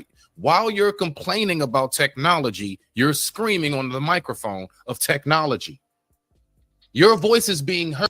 Now, I want to see if you catch it, because I'm gonna point it out right here. Did you peep what he said about y'all? Because he's talking about you all. Heard because of technology. Got a point. And you still haven't answered nothing I was talking about, bro. You veered off somewhere else. And I want to make sure I make that clear. What I spoke I want to about, be on a bullhorn. what I spoke about specifically was not addressed, but I would say that's my fault because I should have known better. Man, stop talking like you just fucking Doctor of America. Like, okay, listen closely. Listen close. Like, dude, you not that smart. You won't be on this platform with us, our broke asses. I hate when niggas get a little smart and they want to come around dumb niggas because you don't. Okay, so he just said that y'all broke. Okay, so if I'm around y'all broke. And he said he recognizes that I have a little bit of smarts. And he said, why am I around all of y'all? Because y'all dumb. I don't know if anybody caught it, but I did. So apparently, y'all stupid and broke. JP said it, not me. You don't hang around the smart, educated people because you will probably feel dumb, right?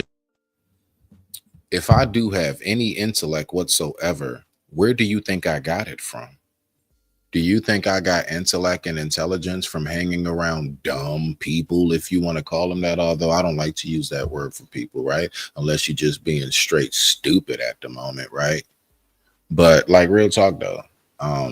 So if I do have any form of, allegedly, if I do have any form of intelligence, then where did it come from? Who was I around to inquire whatever it is that I say that has people think to themselves, you know what? Smitty got a little something with him. You got a good head on the shoulders, right? Who was I hanging around? So let's try to math up. Let's keep on rocking out. We ain't done yet. We still gonna get to the daggone part about the messenger. So you want to come around here and use all of these little underhanded slurs. You can't do that. I wanted to address that. Hold on. Let me respond to that real quick. What I say 24/7 is this, JP. If you ever hear me talk, I always say I know nothing. God knows everything. And you know, I get a lot of slack for that. You know, I get people that actually say, don't say that and stuff. And they don't get the true essence of what it is I mean by that when I say it. Like, nah, I mean that. I don't know nothing. God knows everything. As in, there are so many times where we think we know something and we realize there's more to learn from it. There's so many different factors that are involved with that. You see? Just go ahead, keep going. I tell you in a heartbeat, I don't know shit. I'll sit up here in a heartbeat and tell people, nah, I'm just here to listen. Don't play with me. Now go ahead. And I also will sit up here and in a heartbeat say, you know what? I was wrong. If I found out to be wrong. It's no way to learn if you think you know everything. Go ahead and say what you guys say, bro. Brother Cam, Brody. No, I was trying to just address JP. You can't, because people are trying to educate and stuff like that. Instead of attacking people because of what you perceive to be lesser education or street smarts than yourself, you can't be shooting at people like that. People are trying to express their opinions, and maybe because they don't know how to express their opinions the way that you do, doesn't mean that they're wrong or that you should be attacking them. That's all I'm saying. Exactly. But we all know what happens. We all are very, very hip to whenever a person decides that they're going to start throwing insults. I'll throw some insults back at you if you keep playing with me. Like, I'm just going to let you know I can play the dozens with you. I know how to Joan. Come from the home of Joning. Let's get it. Level of a technology in which you want to say is a gift and a curse, right? Because, I mean, I want us to pay attention. You all of a sudden called it. Okay, ask me the question. Why do I come back?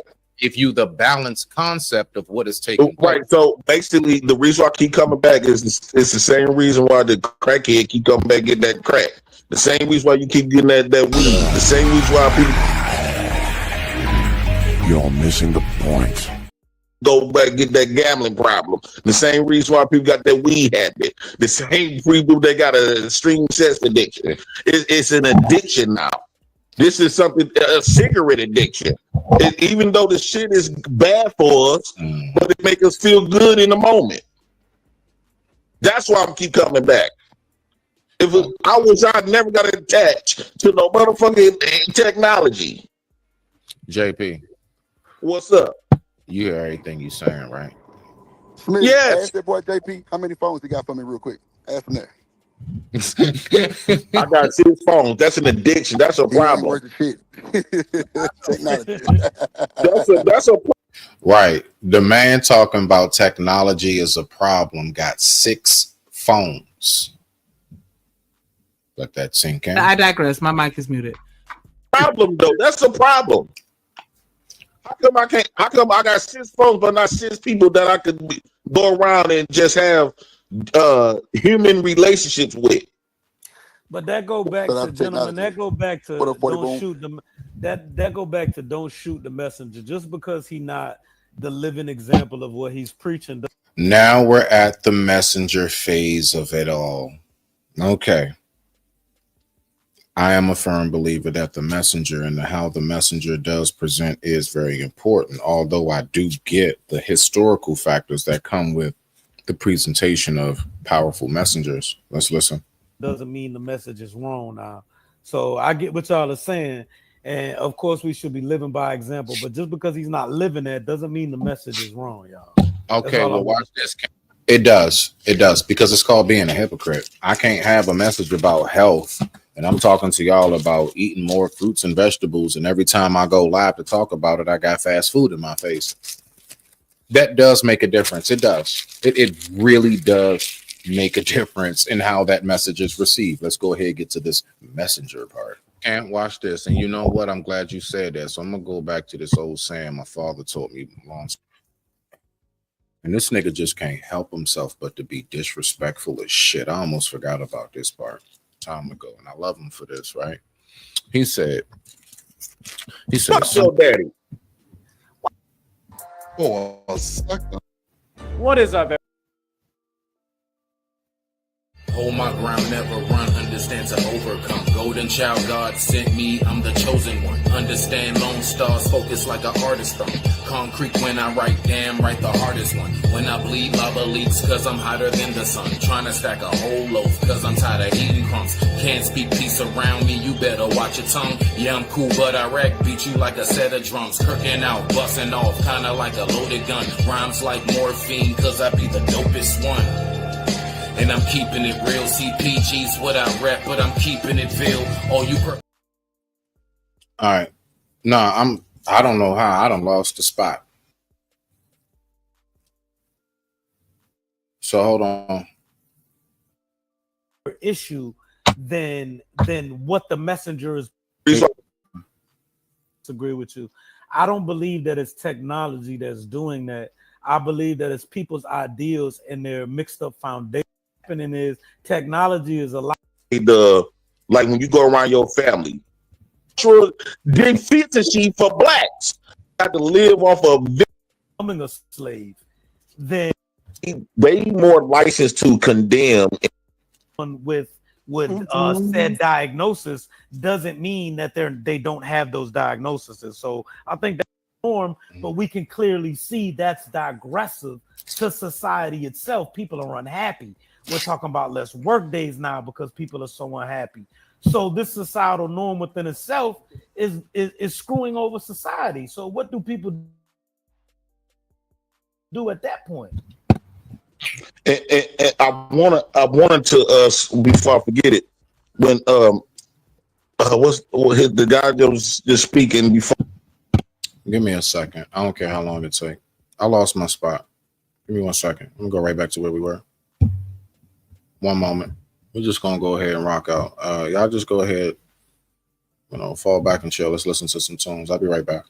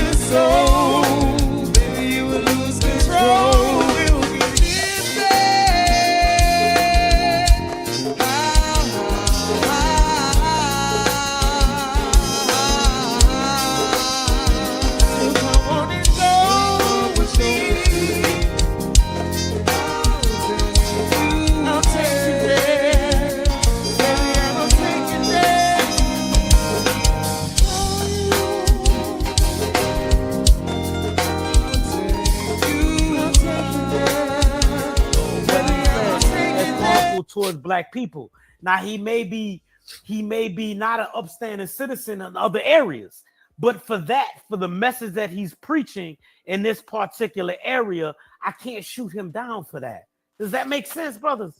Absolutely. And for the record, I'm one that fully knows from being in this life. Y'all need to remember something, man. I only been in these. I'm pushing 43. I only been in these spaces 2.5 years, bro. That means the other 30 some odd years was out there in real life. I just got here to this shit still. All right, so that's one. All right, so when you say that can don't be all like, going on the messenger and things of that nature. The fact is this: when we when we recognize that, for example, I would ask you, the Messiah, the son of Mary, you know, once upon a time, I do believe that there was a story about him coming into town on a donkey, right? He came into town on a donkey, and people actually, you know, was laughing at him. They mocked him. Now, I want you to pay attention to what I'm saying. Now, mind you, he literally, Messiah in Hebrew in translation is messenger. Messiah means messenger. So was he not rejected? Because the thing is that, you know, from what I know from the stories told is that he wasn't the most gaudy and everything. Now, mind you, from what we know and what is read and what is said and what is spoken of is that he actually came to bring a good message. Whether you agree with it or not, whether it's your teaching or following, the fact is I'm solely focused on one thing. JP, don't you derail this. What I'm saying is that what he's focused on is a message. But you know what? Because he came in on a donkey instead of a camel, aka a two-door Honda Civic, as opposed to a Mercedes Benz, his message, it was rejected. So my point is that we have seen that this has happened throughout the history of time. Whether you take it to be real or not, it's still a story that we can relate to, right? And that's why we're in the situation that we are in today. There this nigga go. Go ahead, JP. No, that's why we're in the situation that we are in today, because we focus more on the presentation more than the actual. I think we too soft. We focus. JP, I think what you sorry for interrupting. It's that we're focused more on the character of the presenter rather than the presentation itself. And I do believe that it does have its merits. So it does have its merits to the other way around. We're more focused on the presentation as opposed to the character. The character is who you are. The presentation is the whatever you present as far as how you look, how you dress. Yes, Seven. But I'm using JP as an example. So for an example, like I agree with a lot of his message, and I can kind of eat through a lot of the bullshit and get to where the core heart of his message is going. But because of his character derelicts or his character conflicts, a lot of us would disregard the message. And I think that's the problem. Like, he be saying a lot of real ass shit, bro. But because of his character or the things that we can shoot at him for because of his past incidents, we blow past that. And I think that's a problem. That's just my opinion. No. The problem is JP needs to stop delivering as you would say it, right? If I was to go with what you're saying, JP needs to stop delivering the perfect pizza upside down. Stop bringing the shit to me with my goddamn cheese stuck to the top of the box. Turn it around. Real talk. Okay. Well, and so the example that I was given earlier, in which I missed my place, was what my father was saying to me was, being a messenger, when you deliver it, he said, because, you know, both of us are in food. And so he says, imagine getting the perfect pizza that was delivered to you, right? Like crust, sauce, amount of cheese, toppings, everything. It is perfect. It's exactly how you want that pizza to be. But when it comes to your door, it's upside down. I delivered the perfect pizza, and I'm trying to tell you to just take it.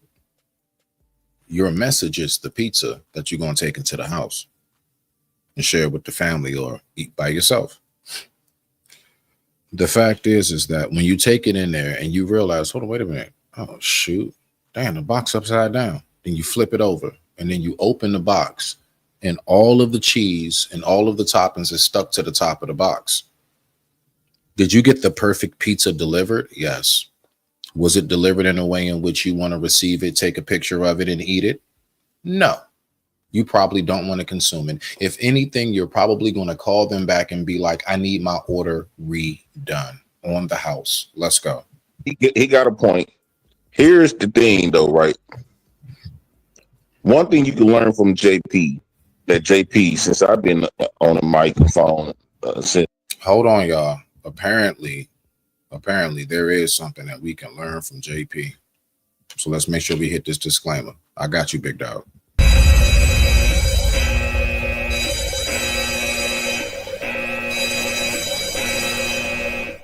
It's 2020 is that JP taught a lot of people one valuable thing that a lot of people is afraid to do. You'd be surprised who is afraid of doing this. I taught people to be authentically you. And God have mercy upon us.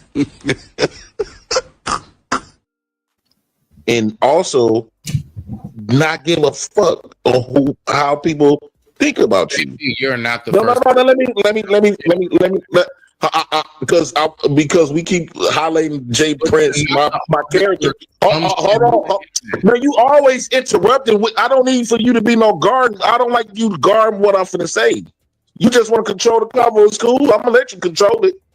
All I'm saying is, if we're gonna talk about the character, the bad side of Jay Prince's character, bring in the good side. It's like a sandwich, right?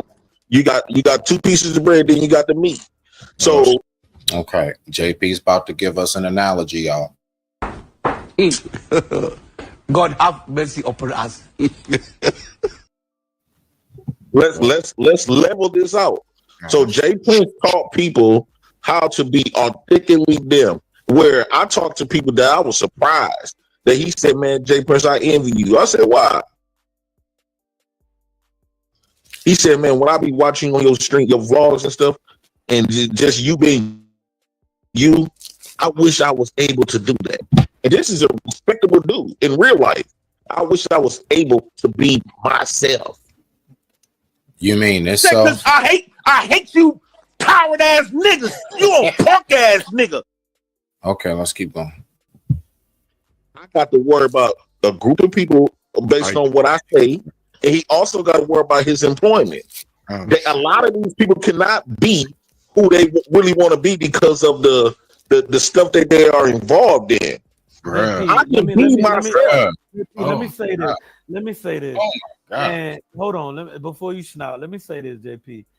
You can't tell me, and I know how confident you are. I can hear in your voice. I can hear how your delivery is. I know how confident you are. This isn't a shot at your character. This isn't a shot at your confidence. You can't convince me that when you look in the mirror, that you look at yourself and say that I am the perfect man. So what I say that is when you were I don't want to be perfect. That's not my job. That's Jesus' job. Hold on. I know you don't. I'm saying that to get to a point. Let me finish. When you look in that mirror, there's a sense of humility that you have to have, and you have to hide that arrogance, if I may call it. You may not perceive it as arrogance, but you have to hide that. You have to hide that arrogance and show a sense of humility for people to be able to receive that message better. Because you can't convince me, because you know it's the truth, bro, that you look in that mirror, just like you just said, that I'm the perfect man.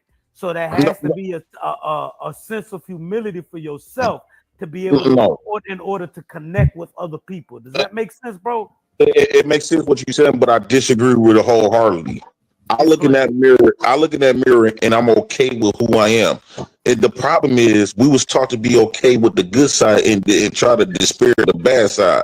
Everything in life operates from a negative and a positive. I'm trying to. But I feel like you misunderstood. Hold on, let me finish. I'll let you finish your thought out. Go ahead. So everything in life operates from a positive. Everything operates from a positive perspective and a negative perspective. You need both of them. So when I look in the mirror, I know I got a lot of positive stuff that I can hang on to. I'm being a father, open up businesses, I'm staying motivated, what the bam. But I also got negative stuff that the positive stuff, how I look at it, my positive stuff gave me my prosperities, right? Give me my little rewards. Okay, those the pats on the back. My negative stuff brings me my character, my wit. The main thing that you're missing, JP, is this. Now, what you speak about, actually, now you're on point there. I give you that. What is your balance? How much of your positive, how much of your negative do you display? Which outweighs the other? If you were to just go around and take a poll and ask people, since you've seen me online, have you seen more negative or have you seen more positive? Take a poll. That's so what you're saying is on point, but what have you displayed? And it's not a finger point, it's a question. Let's go. Wisdom, my knowledge, my who I am, my personality. So when you combine my negative and my positive, you got the J Prince for president. That nigga's on fire. Okay. Let me interject. It's not that I'm saying that you should. On fire, maybe. People actually like to see stuff like that. Are you really on fire? Or are people just bored and they just like to look at dumb shit? The internet has come to that point. Acknowledge or that you don't even recognize the negative character flaws. I'm saying the humility and understanding that these are character flaws. I'm willing to accept that and work better and work towards being a better person at these character flaws, instead of saying, hey, my nigga, this is what it is. I am what I am, and this make me the best. No, this is what it is. I am what I am, and I'm willing to accept working at being a better person. Does that make sense, bro? Yeah, I don't aim to be a better person. I aim to be me. A better person meaning that.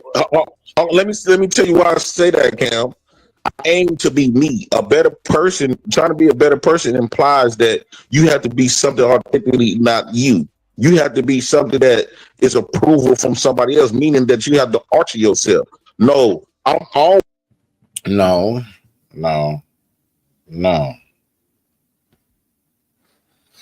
Any man that wants to grow, any man that wants to make certain changes is going to do what is necessary to make certain adaptations in order to prosper in that person's life, period. If I'm in the middle of the woods, then I need to know how to manipulate my environment in order to build shelter and to make a pit fire, so that way I can go ahead and have warmth and shelter. I also need to know how to hunt. Why? So that way I can eat, and I need to know how to forage. Like, these things will be important because my location is the wilderness. My location being the wilderness, I need to know how to adapt, mold, and adjust to what it is that's if I'm in the city. If my environment is in the city, I'm probably not going to have to worry about knowing how to build a campfire. I'm in the city. It's about where you are located. And with that being said, we're going to take this brief commercial break, which is brought to you by Fishing with White Folks. After these messages, we'll be right back. Skills around the corner. Walking on the fighting side of me. No, that don't look like it. It don't. It don't go down. Robert, it goes down. No, it don't. It do go down. Oh! Always, my goal in life is not to be a better person. I don't want to be a bad person, and I don't want to be a good person. My job is to be me, who that is, and that comes. That don't even make sense. Oh, gosh. I don't want to be a bad person. I don't want to be a good person. Then what kind? With the good and the bad, I'm okay with both of them. My job is not to be perfect. I don't understand why people want to be perfect.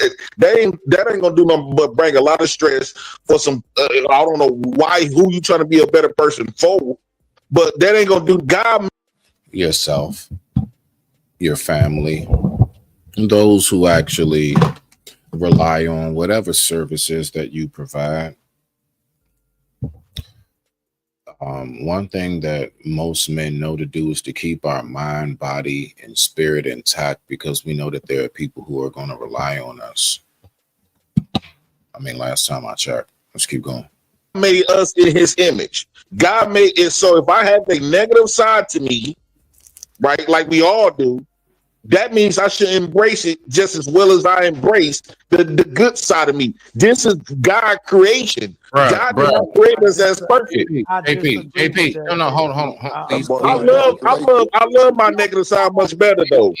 JP, I'm telling you right now. I'm telling you right now. If I find out that the image of God is anything of a JP, I'm just going to be an atheist. God have mercy upon us. Because I hate you coward ass niggas. You a punk ass nigga. I'm telling you now. I'm going to the Hebrew side. Hey, y'all might as well be getting packing now. Y'all might as well get packing now. It's Can I add word, something? brother. It's a word. It's called humility. And I don't know, you getting up there in life, and hopefully life will teach you that. But I agree with a lot of things you're saying, brother. But I just feel like when you feel like if a person feels like they are above criticism or that they are even correct in their wrongful moments, it's a detriment to that person's character. So it takes a real man. It takes a real man to understand, even when you're wrong, that this is where I can work at to get better at. Like these are the areas that I can get better at in order to interact and connect with people to receive my message better. You understand what I'm saying, brother? Yeah. Have you ever been around a pit bull? Yeah. Yes. Okay, here we go, y'all. JP's about to go ahead and drop us another bomb. Let's go ahead and hit the disclaimer. He has something very, very intelligent to say.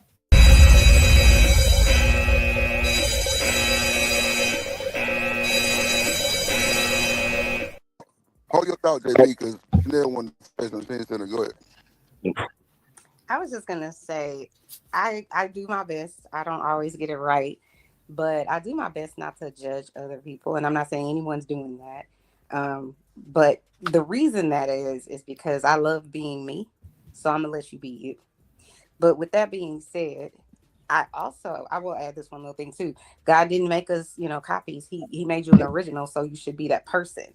I think it's easier to be exactly who you are as opposed to trying to fit in a box, which I think that's what on some level Mr. JP is trying to say, and I hope on some level. Yeah. But what I will say to the other guys on the panel, that one people have to be in a position to receive that information, and then two, they have to think that they want to change that part of themselves, or they were like improve it, evolve, whatever. If you don't see a problem with your actions, it doesn't matter who says it to you. Mike, go ahead.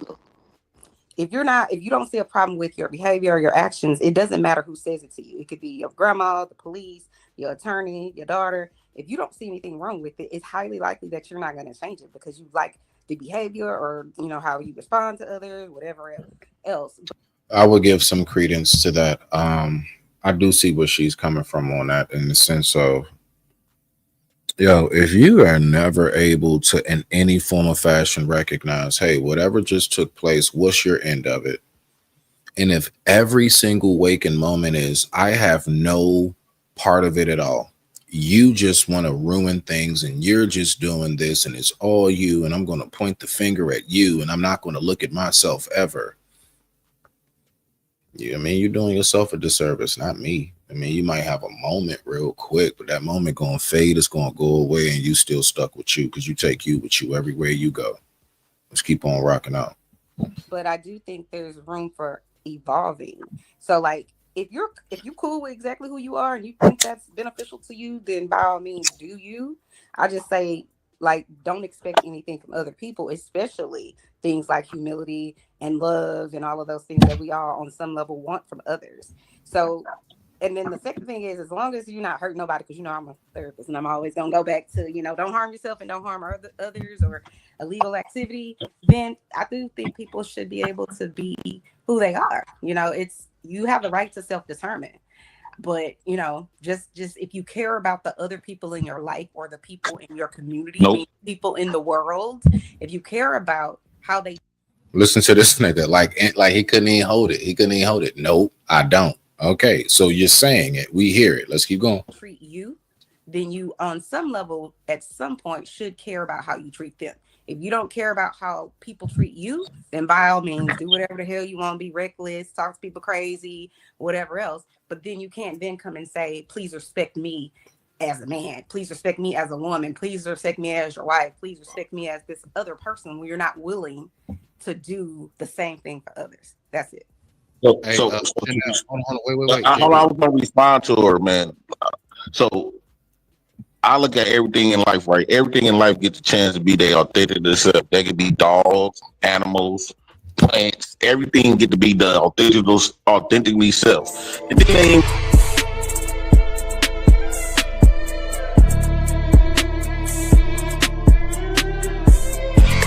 Let's get it. This that go and get it. With no hesitation. This that never quit. Start that elevation. This that process. This that in the making. This that started from the bottom. This that motivation. Involved, but they still core of them is still the same way. How come we got to do all this changing and all this other type of stuff? So no, I'm okay with being me. So what end up happening in situations when I don't want to change that, and I do believe in evolving, right? What end up happening is that God removed the people that don't want to rock with the president style. He removed them, but he replaces them quickly, right?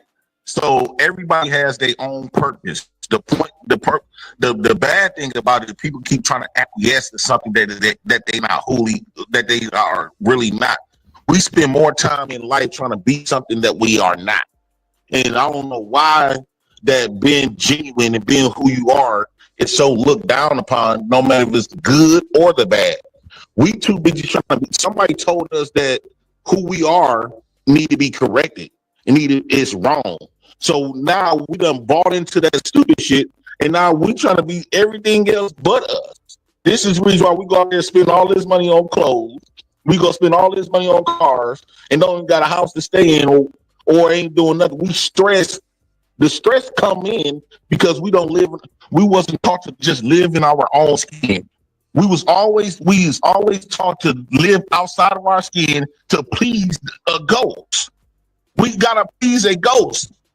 No, so I appreciate being around authentically people. JP, I'm gonna just add this one little thing to that. When you are raising your children, are you teaching them how to be a certain way? Because if you are, no, he's not, because that would be a form of a system. And he made it very clear that he's not with a system. Now, of course, I'm not saying he ain't raising his daughters. I'm just saying from what he says on Talking Points, there shouldn't be a system. A system kind of basically brainwashes us. So are we brainwashing our children when we decide to raise them certain ways? Am I brainwashing my child when I keep her away from certain images and sounds? Right? I don't know. You tell me. Then that scenario you just gave I'm is out the window. I'm glad you asked that. So taking care of your children and trying to I teach them to be them genuine. I teach them to be them genuine selves, right? So all right, so that right there. So let me help you out. You cannot teach anybody to be their genuine self. It's their genuine self. You can't teach that. You can allow room for them to develop into that. Let it sit. Let it sit. Okay, let's get back to the video. Break them at all when they have what you feel is bad behavior? And I used to, but this is what ended up happening.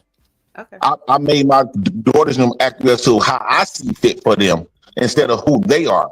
So even though I can educate them to teach them how to be a better them, as far as not changing them, but not to get the. Then what is the difference between what you educate them on and the system in which you say is called the educational system? So what's the difference? The fact is that we all know that some form of system needs to be in order. Again, the very thing that we breathe air in is called an ecosystem. There's a humongous ecosystem that allows us to forage, eat, breathe, and have shelter. And because we recognize the science and the boundaries and the limitations and what we can do, shouldn't do, and everything else, what's poisonous, what's not, all of these things is why we stay in what? The rules and the boundaries of the ecosystem. Certain things are poisonous. Certain things will make you break out. You can say you're going to be your authentic self and not adhere to that if you want to, have a peanut allergy and eat a Reese's cup. You can go ahead and have a shellfish allergy and have yourself a crab cake if you want to, and not adhere to what the ecosystem has given us rules within the system that we live in the eco of. Let's rock out. Themselves hurt or whatever case. But I talked to my kids. I asked them. Somebody got the mute.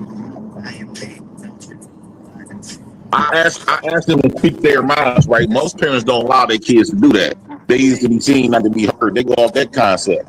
But I allow my kids to speak how they truly feel, what they feel about it. Don't matter if it's good or bad. Right? When I talk to my kids, sometimes they get mad at them, they be cussing. But they be just in their zone, being who they are. Because in order to know your kids, you have to let them be them. Hold on, JP. How can you know? Yeah, you let them be them. And what you do is you guide and you steer and keep in order what it is that you see that they're developing into. If you see that your child just likes to hit on people, and I'm talking about physically putting their hands on people, like just because they don't like what was said and stuff, and you're seeing this as young as the tender age of, like, let's say 5 through like 8 or something, you know, when they're old enough to actually really speak back to you and comprehend a lot better, right? So let's say between 5 and 8. Do you continue to allow that child to just keep being themselves? Or are they actually being themselves? Or are children what we call tape recorders? You know, generally speaking, there are some special cases, but generally speaking, if that child isn't seeing a whole bunch of swinging and punching and hitting and fighting and cussing and yelling, that child don't act like that. I can say right now, my daughter, she can tell you herself. She's 7. She's going on 17. She old enough. Her entire childhood was nothing but like bubble gum, cotton candy. You know what I'm saying? Like everything was soft and fluffy and warm and smells good and clean and fresh. Like, so right now, you know, she's not that kind of kid as far as like just being violent, just to be violent. No, she knows a lot about defending herself, but no, she doesn't know about the things that she hasn't been exposed to, is my point. My daughter doesn't know about a whole bunch of twerking and stuff. Does she know what it is? Of course she does. You know what I'm saying? Like, you know, she could tell you what it is and things. She probably even tell you stories of in school and stuff like that, but she don't know nothing about that when it comes to her mother and her father. She don't know nothing about that when she's with her grandparents. She don't know nothing about that when she's with her aunts or with her cousins and stuff. So we need to remember these things. Now, does that mean that she is fully protected from the world? No, because there is one group I did not name, her friends. I don't know what she sees around her friends, just like the most of us, and let's just be real with it. But because she has so many other positive influences, hopefully that can help counter that, or at least get her conscience to kick in. I know it worked for me. Let's keep on rocking out. Know somebody when you keep trying to change them. JP, if I may add, this is a personal experience, and I hate bringing personal life into this, but this is what I've learned from personal experience. I've learned that life is about wearing many hats. And what I mean by that is that the way that I act and the way that I feel is not the hat that I present to the public. And this is not to coach you on how to teach your children. This is more of an example on how you should lead your life. is the hat that you wear in public or the hat that you present to people should not be the same hat that you wear at home, because life is an act. Whether people can admit to this or not, the same person that they are at the job is not the same person that they are at home. And in order for you to, you understand what I'm saying? In order for you to master this thing, you have to be able to wear a different hat and be able to present yourself a different way to the public and a different way to your subscribers and the people that you're trying to send your message to, in order to get that message out there the way that you would like it to be out there. And I land my plane there, man. So to respond to that, I'm trying to rebut that. So yeah, but this is why I'm trying to reverse how people, because when you open the door get busted wide open. So people start off saying, like you said, that people had to come on with an act.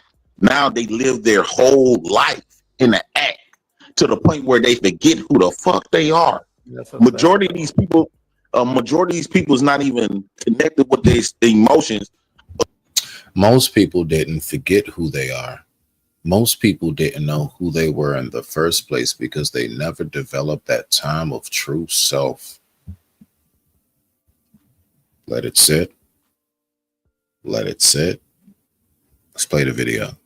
And a lot of these people forgot who they are because they spend the majority of their life 15 hours out the day, 8 hours out the day, 12 hours out the day being another motherfucker, to the point where if you practice this, the brain is crazy. So when you practice being somebody else for so long, you forget who you really are. Well, JP, I say that. Hold on, I say that because again, I was speaking from personal experience. All my life, bro, I wanted to be just I subscribe to being a real nigga, bro. Like, I really mean that from the bottom of my fucking heart. Like, I subscribe to being a real ass nigga, just speaking how I feel, talking how I feel. But that's just not the way the world works. You have to be, what's the word? Who told you that you have to? No. You have to. And what I mean by, well, the thing is you don't have to do it again. See, should you and do you have to? That's all circumstantial. That can be subjective. Now, in this particular instant, no, you don't have to do anything. Don't bitch, moan, cry, and complain about the results that you get or don't get because of how you display. That's it. That's all. I have nothing to say about what you choose to do, how you choose to do it. If you ask me my opinion, I'll give it to you in rawest pure form. Best way Smitty can. But at the end of the day, you are a grown ass woman and you are a grown ass man. Period. Hold on, listen, hold on. What I mean by that is it just doesn't, you'll never enter these certain circles. I'll never be able to get back your circle. Hold on, especially with my light-skinned ass. Like, I have an advantage. So I would have never been able to make it into the certain circles and hear the certain things that I would have been able to hear from these crackers if I wasn't putting on this fucking hat. They wasn't your circle. You understand what I'm saying? And you're right. It wasn't I understand what you're saying. But understand it's not your circle. Interesting. It's not your circle. So if you come around me and my folks and you conduct yourself a certain way, we don't reject you, but we do wound up doing something called pulling your coattail. And we just like, hey, look, we don't do that over here. So that's not your circle. So your circle is the people who just gonna let you be just as wild and crazy and keyword destructive, self-destructing as possible. Those who will watch you going on a downhill spiral and not say a damn thing, then be the same people to turn around and criticize you and mock you once you've fallen. Okay. Let it sit. Let it sit. Let's get back to the video. Bad. Hold on, listen. What I mean by that is it just doesn't, you'll never enter these certain circles. I'll never be able to make it into the certain circles if I wasn't putting on this fucking hat. And understanding how they work, understanding how things are really done or how they moving in their circles. These are things that I would have never found out if I was subscribed to being that real ass authentic nigga all my life, bro. Does that make sense, bro? It makes sense to the new way of doing things, right? So I believe that probably these circles is not meant for Jay Prince. All right, watch this. The new way of doing things. Once upon a time, and I mean, people still do it, but once upon a time, the average human cooked all food over flames with sticks, and it was stones around it, and we was outside in the woods. All right, cool. Majority of people nowadays have a new way of making food. It's called stoves, ovens, and microwaves. We even have something called a toaster. We even have something called an oven. We even have something that they've combined to called a toaster oven. We have Foreman grills. We have all types of way to prepare food now. Most people don't prepare food how we used to. It's a new way of doing it. You know, they used to make shoes out of wood. Some shoes may have a little bit of, in it, little wood grain if it's expensive, things of that nature, right? But most shoes aren't made how they used to do in the Dutch days when they just chiseled and carved out holes and termite-free logs. Okay. All right. We don't make clogs anymore. So we can go down the list of things that are new. Like, I don't know, JP, do you own a horse? Do you travel around everywhere on a horse? Once upon a time, that's how people did things. The new way of travel is called a vehicle. It's called a car. Okay. You see? Hold on. Let me say these changes. How to take Instagram off. All right. Anybody on Instagram, you got to come over here. All right. So you see where I'm at? Let's keep on rocking out. These not my circle. So yeah, it might sound like a good opportunity, but a good opportunity for who? So let's say if I take the opportunity and I acquiesce and I change who I am. So even though I get in these rooms, but spiritually, emotionally, and mentally, I'm going to feel trapped. I'm going to feel like I can't be me. And I'm going to feel like every day I'm not really appreciated for who I am. I'm only appreciated for the man. Now, right there, that is a key quote. That is key quote, seeking validation. What do you mean you're not going to feel appreciated? By whom or what? And where should it start? You're seeking validation from whom or what, and where should it start?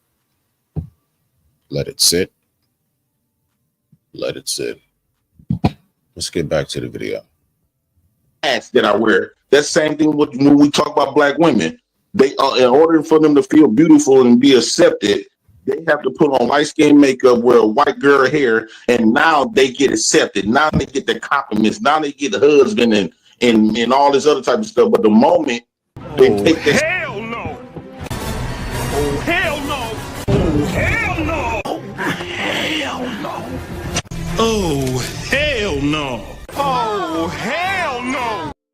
And I don't give a fuck, and that's what it is. Everybody getting shot.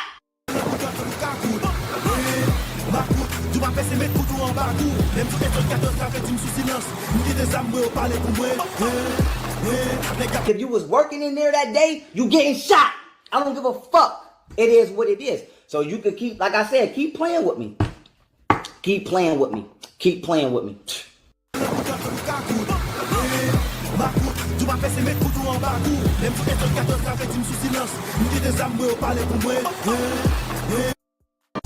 stuff off, they feel like they got to hide who they truly are, because who they truly are is not going to be accepted. They're not going to get in certain rooms. And that's for real with black women. They can't go in rooms with their nappy hair, with that dark skin. So they have to acquiesce. And me personally, I believe in...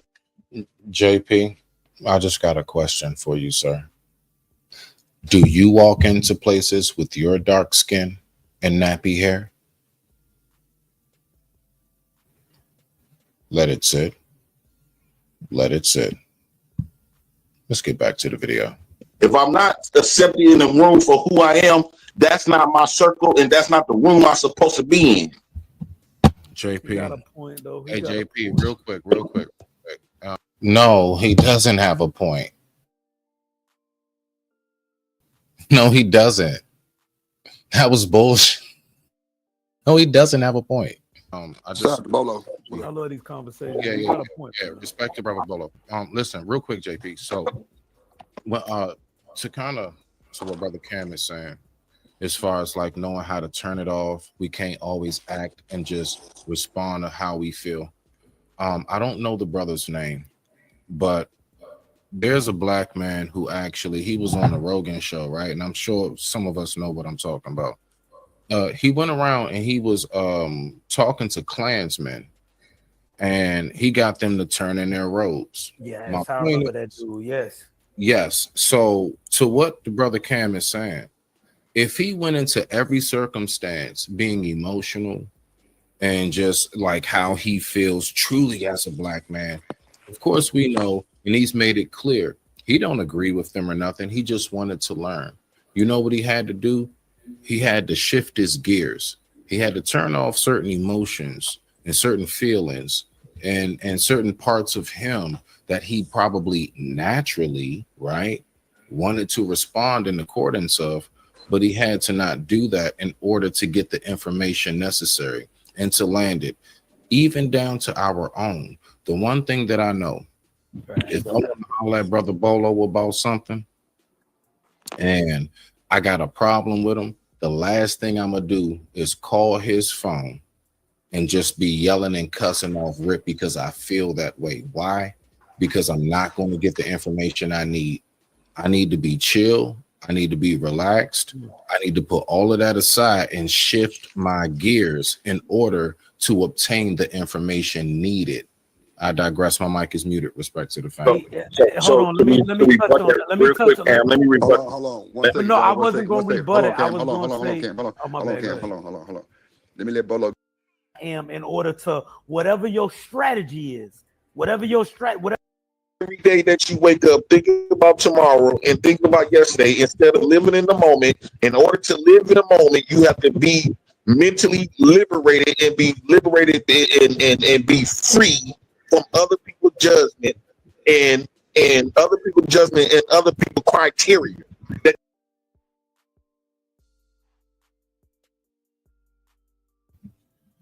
Do you need to be free of other people's judgment, criterias, all of that stuff, right?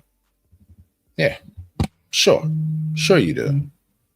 You do need to have yourself free of those things. You should be free of those things. But what you should know is that there is also something called the environmental adaptation. Listen, environmental adaptation has a lot to do with one thing and one thing only for the most part. Knowing how to adapt in the environment and circumstances in which you in. Like I said, whether it's concrete jungle or whether it's the actual Amazon jungle. All right. So whether it's concrete or Amazon, you need to know what to do when you are in these circumstances. You need to know how to move and conduct yourself. If I am walking through a lion's den and I know this is not the place for me to raise my voice because I'm going to get mauled as soon as they wake up, and I need to tiptoe and be quiet and don't step here, don't do that, don't breathe this way, don't look it in the eyes, then I need to go ahead and adhere to those rules. I can't sit there and say, you know what, I just want to be me and stare at this silverback. Now I'm trying to figure out why one arm is up in a tree, my torso's flung over this way, and so on and so forth. And I mean, they can do it just like we do chicken wings.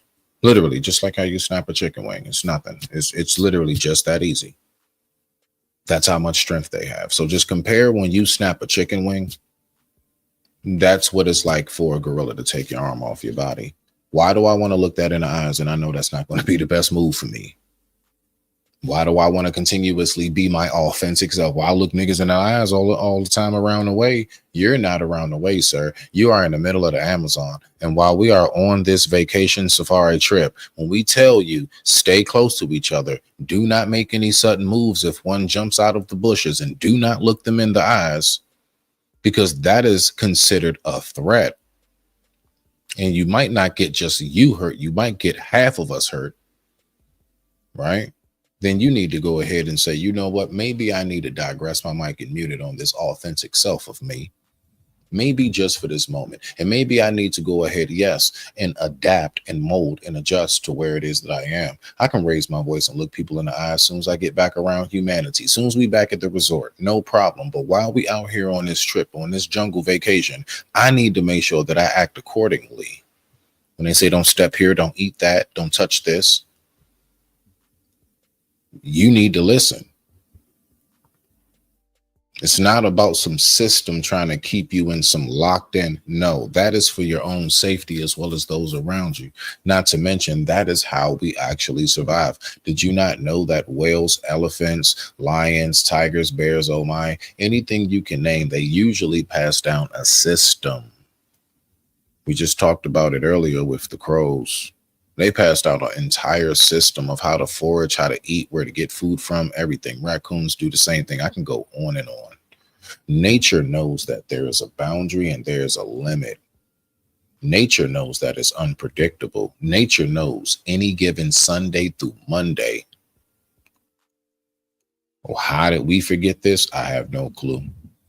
But with that being said, y'all already know I digress. My mic is muted. Let's jam out to some good tunes. Brought to you by Respect to the Family.